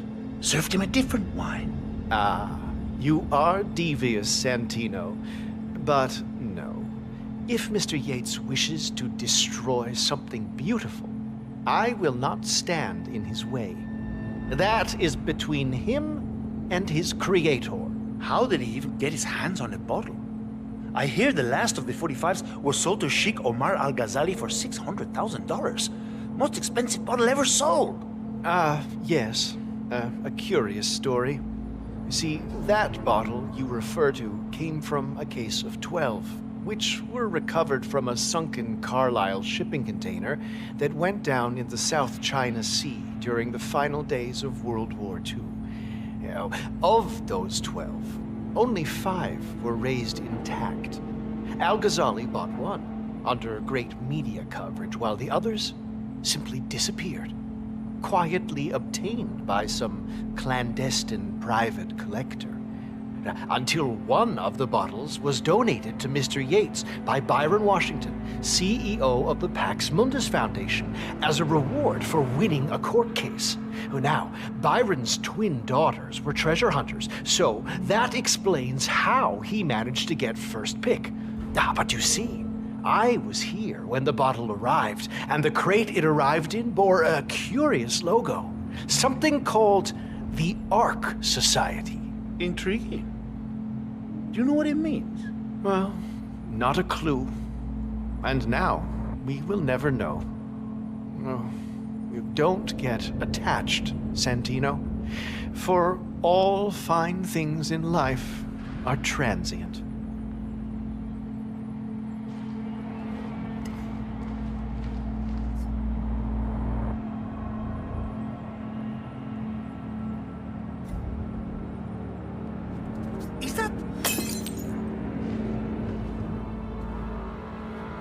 What the hell is that?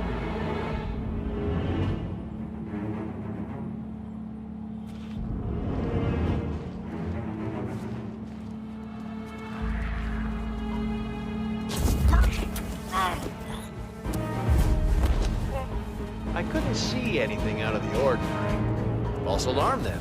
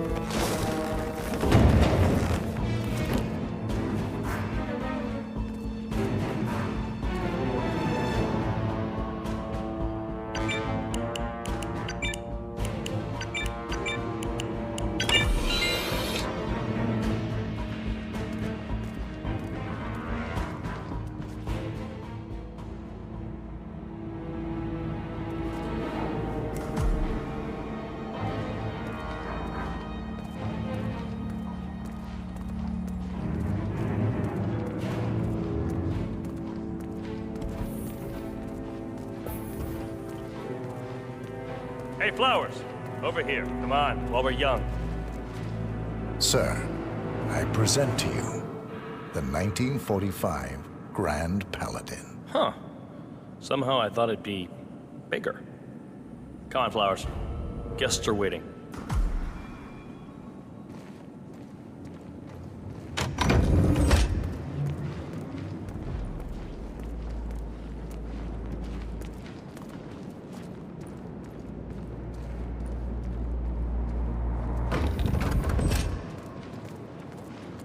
Go on, get yourself patted down. We're still on alert from all those big shot CEOs getting offed.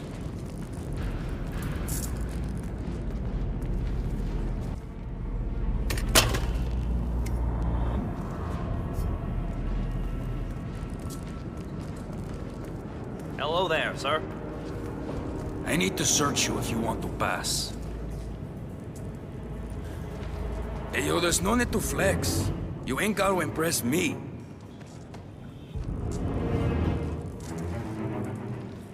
Okay, everything seems to be in order here. Hey, yo, get to stepping, Holmes.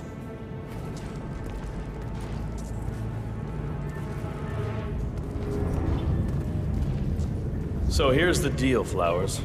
The boss is having a powwow with some employees, and discretion is the name of the game. I'm sure you figured that out already, you being a scholar and all. Don't discuss, disclose, or hell, even contemplate what goes down. Just set your mind to wool-gathering mode. You think you can do that for me, Flowers? Worry not, Mr. Cortazar. I'm the very soul of discretion. Good man.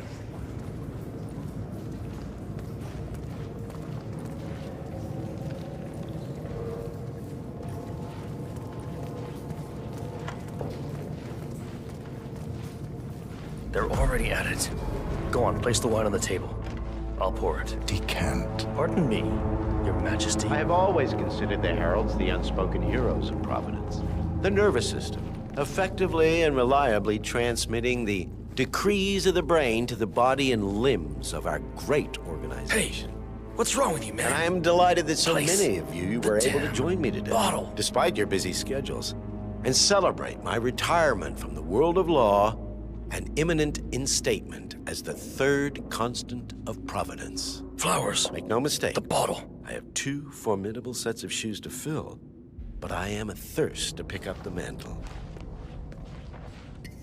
Ah, ladies and gentlemen, Mr. Flowers, our resident sommelier. I believe he has brought us something quite special. Perhaps you will educate us, Mr. Flowers. This is the 1945 Grand Paladin, one of only 5 bottles in existence. The vintage is legendary, the proverbial unicorn wine. The year was hot, the wine's super concentrated, and thanks to hail and frost, the production was small. Only 300 bottles were ever produced. And when the vineyard was bombed during the closing days of World War II, only a single crate survived. It is said to have amazingly complex aromas with long, savory layers of fruit and spice flavors, and a silky texture. Enjoy. Wonderful. Thank you, Mr. Flowers. Feel free to stick around in case our guests have questions. This wine was gifted to me by the Art Society in acknowledgement of my firm's legal services. It stands as a powerful reminder that Providence draws its strength not from force, but from partnership. We are but a few, and yet together we are unstoppable because we stand united. My friends, loyalty is everything, which is why we cannot allow traitors into our ranks. Ah, yes. Here it comes. This woman has waged bloody war on us. More than a dozen heralds and operatives dead. Your colleagues and clients, my friend, Ken Morgan. Not to mention the partners themselves, our founders, our benefactors. Make no mistake, this woman's hands are soaked in blood. Our blood. And Arthur Edwards, the new supreme head of Providence, is handing her the keys to the kingdom. Now, does that seem right to you, my friends? Does that sound like loyalty? He's got a point. Yes. Perhaps Edwards simply recognizes talent when he sees it. Perhaps this is why I am also in the running to become constant. And following this childish outburst, I dare say I am in the lead. Don. What the hell? You're lying, of course. Which only proves my point. You cannot be trusted, Miss Burnwood. This woman will be our downfall. That is, unless we take matters into our own hands. You are heralds, sworn to protect Providence against all threats, including inside ones. I have devised a plan. Together we can make it work, but you have to decide now, my friends. Are you with me? Yes. Yes. Yes. I'm in. I agree. Yes. Listen to yourselves. Don Yates is not even appointed constant yet. And already he conspires to betray his master. I don't pretend to understand Edward's every move, but I do know that this man is an opportunist and unworthy of office. Then you are a traitor to the heralds. The room is against you, Tamara. Stand down now or share her fate. Edwards will hear about this. I think not. I am sorry, but you brought this on yourself. Mr. Cortazar?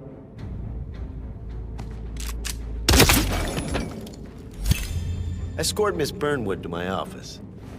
I'll join you shortly. Right. Move it. Let's go. I'm warning you, Yates. This will not go your way.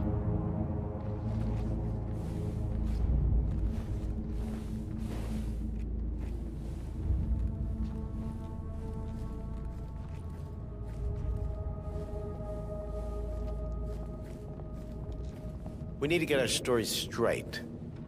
Diana Burnwood died today by the hand of her rogue Agent 47. Tamara Vidal, who saw through the assassin's disguise, was, alas, killed as well. This is what you will all attest to. Yes. Yes. I agree. Yes. Yes. A toast, then, in her honor. Savor the taste, because you never will again. And let me remind you, we are in this together. One goes down, we all go down. Here's to loyalty. To Loyalty.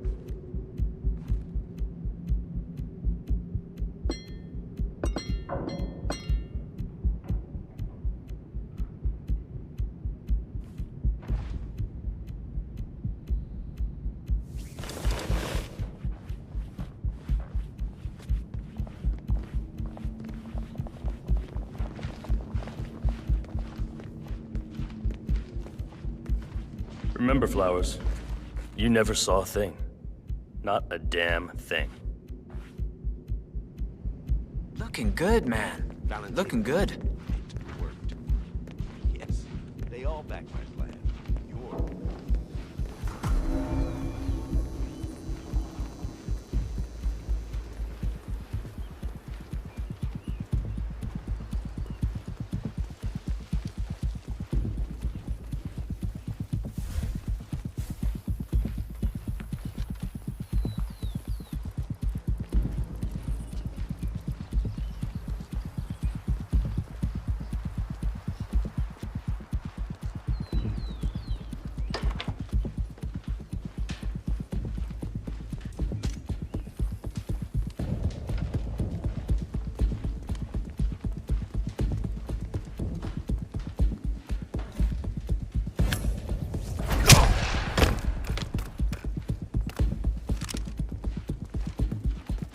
Took you long enough.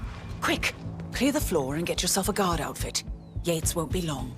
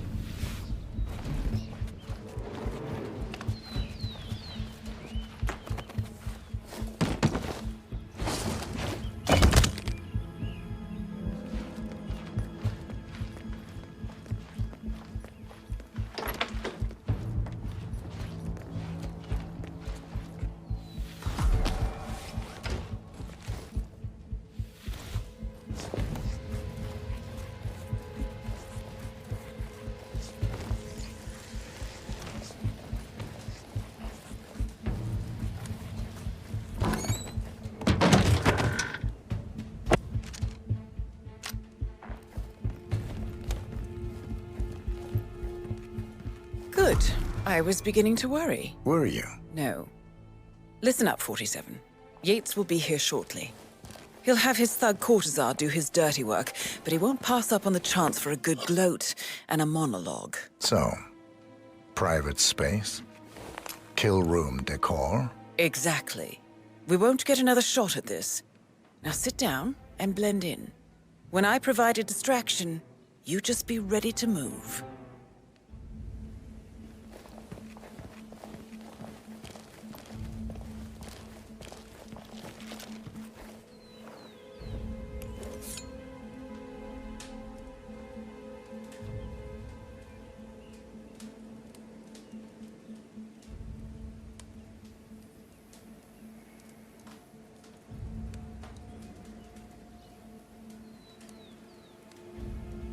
Corvo, pick up your damn phone. Plan B is a go. I repeat, Plan B is a go. Start prepping a crime scene, like we discussed. Remote, staged accident. Oh, and Corvo, make it for two. Just improvise.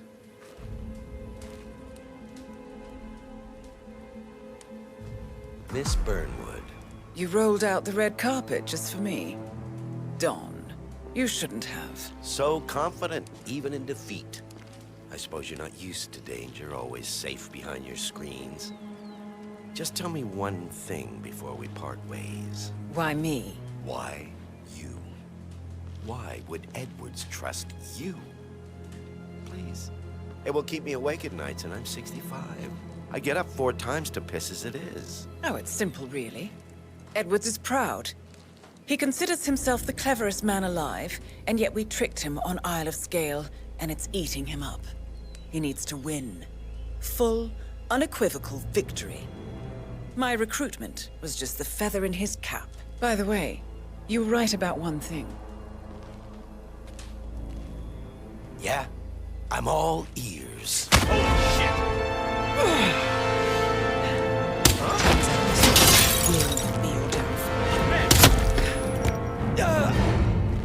If it's any consolation, Dawn, your instincts were dead on.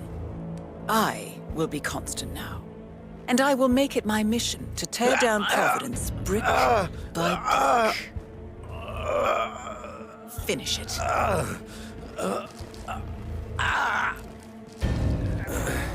Such a good boy.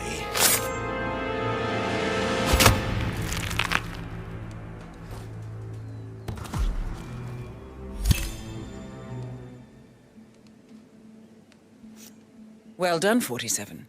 Better get rid of the body. Won't be long before they come looking. When you're done, meet me on the dance floor. Oh, and dress appropriately.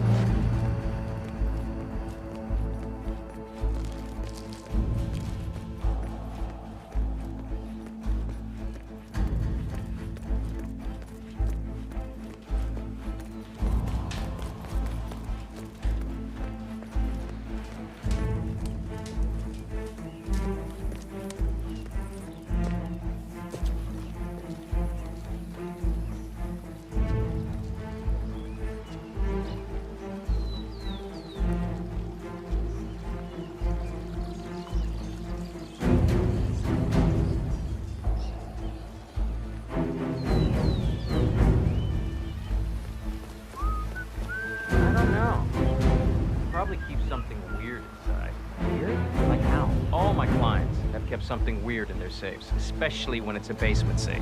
Basement safes are where you keep the juicy stuff. Hey, can't we try and get the bad stuff?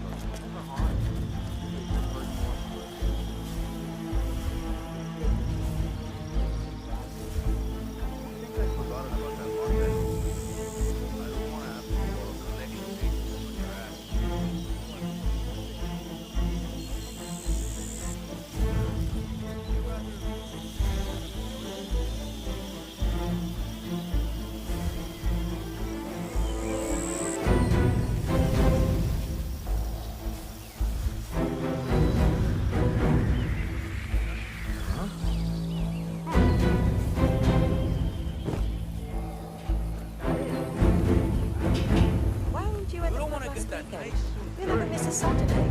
I mean, it's the worst.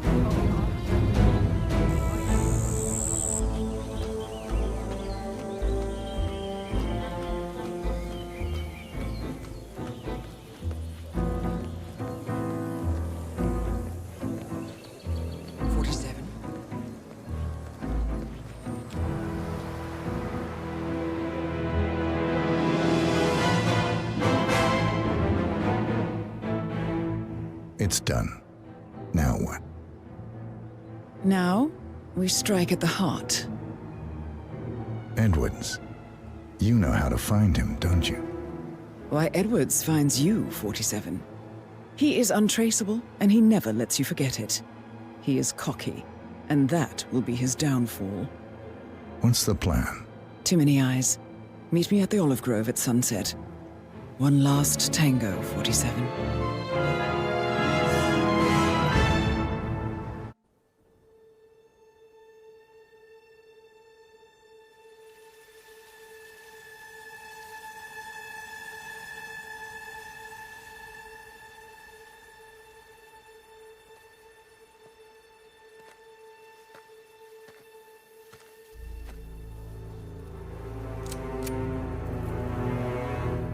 How did you know?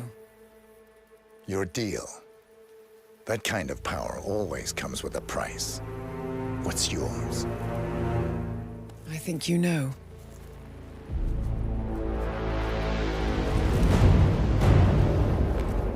I am sorry. This is a necessary evil. What have you done? Ether brand neurotoxin. Transfers by touch. See, Edwards learns by his mistakes, 47. And as you've clearly demonstrated, brute force is futile. It had to be me.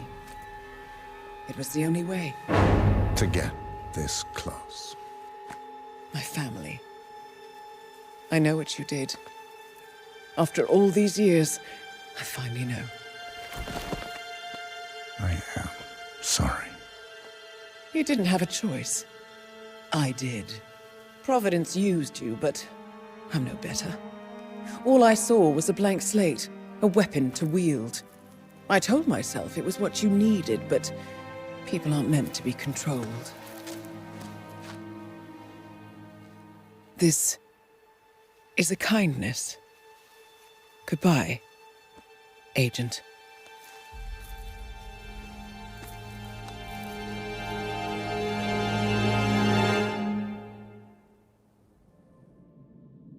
Are you still here?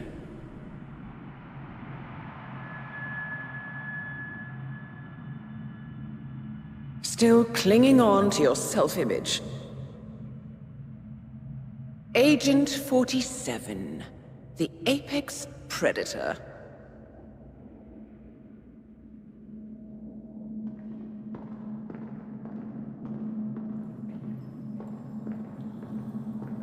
Always hiding behind the headlines.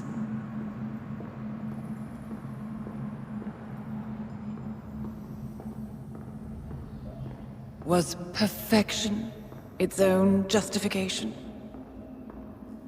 Or a willful distraction?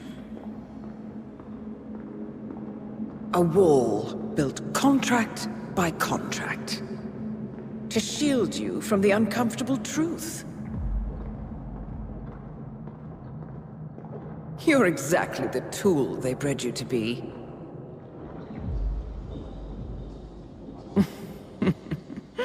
Quite a piece of work you are. How could you possibly function on your own? You never even had a name. Until I gave you one. That's him. Burnwood never ceases to surprise me. You really are a most singular individual. And to think she wanted me to put you down. Lucky for you, I never throw away anything useful. Prepare the serum. Forgetting's not so bad. You've done it before.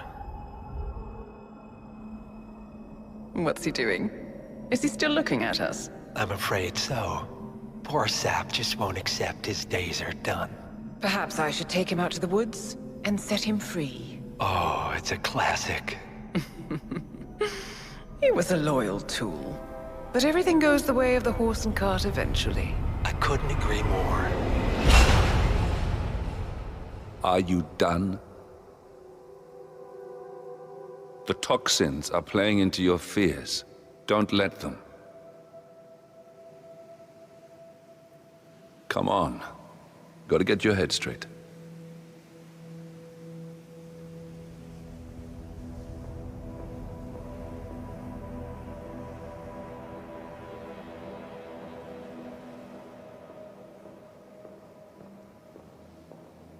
She wants me dead. She has every right to after what we did. But that's not what is really going on. She chose power. In the end, she was just like them. No. She found a way to turn Edward's own cleverness against him. The rest is up to you. I don't know how. You do know. Diana! Once you dispose of Edwards, I will dismantle Providence from the top down. It will finally be over. All you have to do is embrace the past.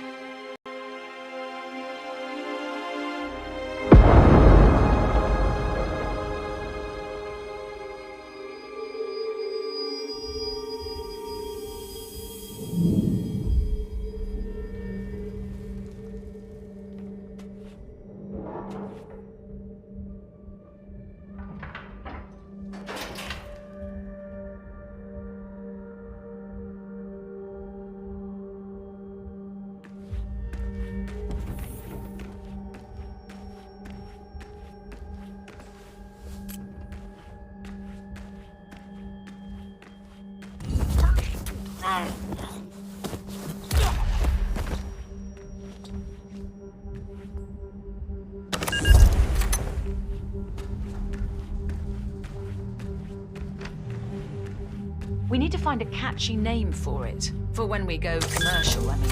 You figure this thing has commercial applications? Who'd want to have their minds... Not wiped, obviously. But that's just fine-tuning. Okay, right now the serum erases long and short-term memory banks wholesale. But in a couple of cycles, we'll be able to isolate the effect to individual memories. Imagine if you could pluck out childhood traumas, ugly breakups, combat trauma. You guys should be over the moon. What are you talking about? I love waking up in a cold sweat with a scream stuck in my throat. So, what would you call it then? Your catchy, off-the-counter name. I don't know. Blank Slaterzine? You are a piece of work, lady. Come on. Jim, was it? It always starts like this. GPS, microwaves, duct tape. This serum will eventually improve lives. I've got to believe that. Tell that to the poor SOB in the rear car. Nah. When I want to forget something, I rely on my good old pal, Mr. Alcohol. No offense. Oh, shit. Ah! You will not...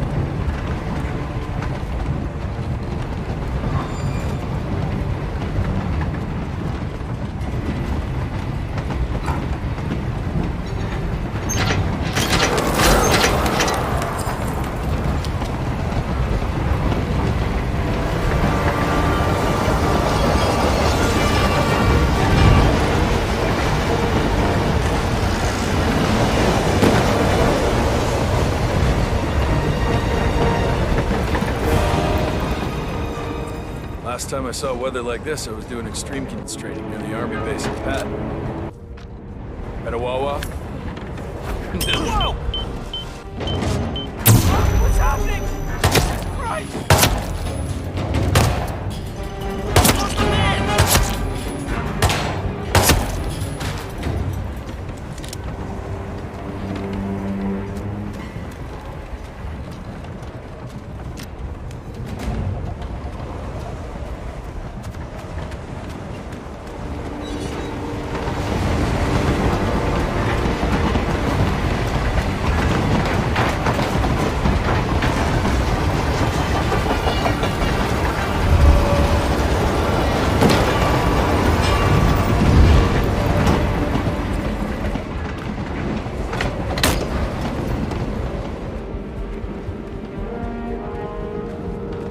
Ether Corporation bought this train for sample backup storage.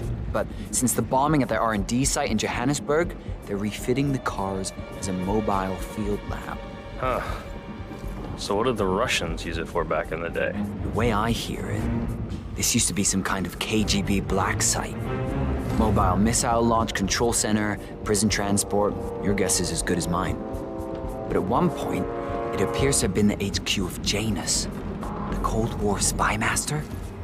Well, apparently his crest was on the front car before Ether painted everything over. Well, that's the way it goes, isn't it? National past, core future. Please! We need a doctor here, now!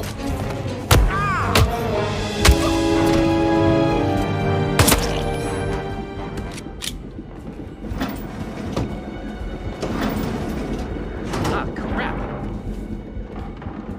Hey,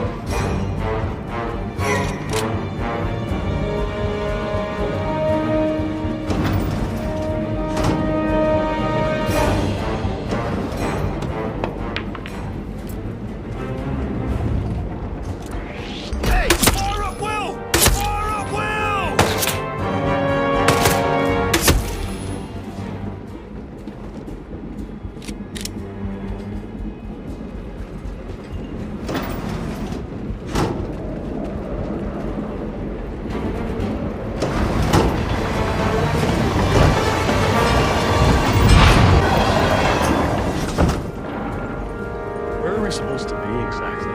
Ukraine? It all looks the same through the blizzard. Nah, somewhere in Romania. We're on a loop from Zagreb to Irkutsk. Isn't that risky? What about border inspections? They use a system of decommissioned rail lines and pay the local governments to look the other way. It's been like that since the Cold War. In theory, this thing only needs to stop for refueling. A regular ghost train, huh? I guess that's one more box ticked.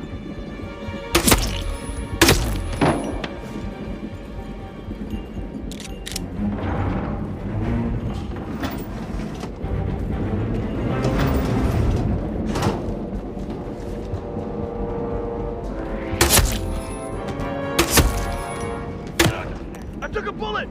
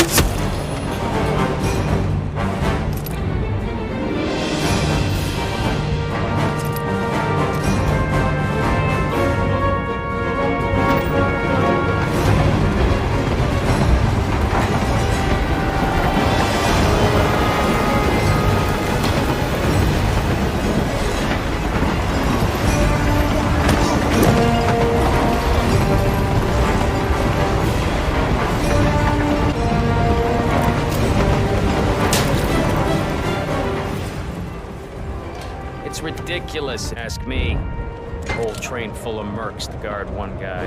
You do know who he is, right? Sure. Everyone's very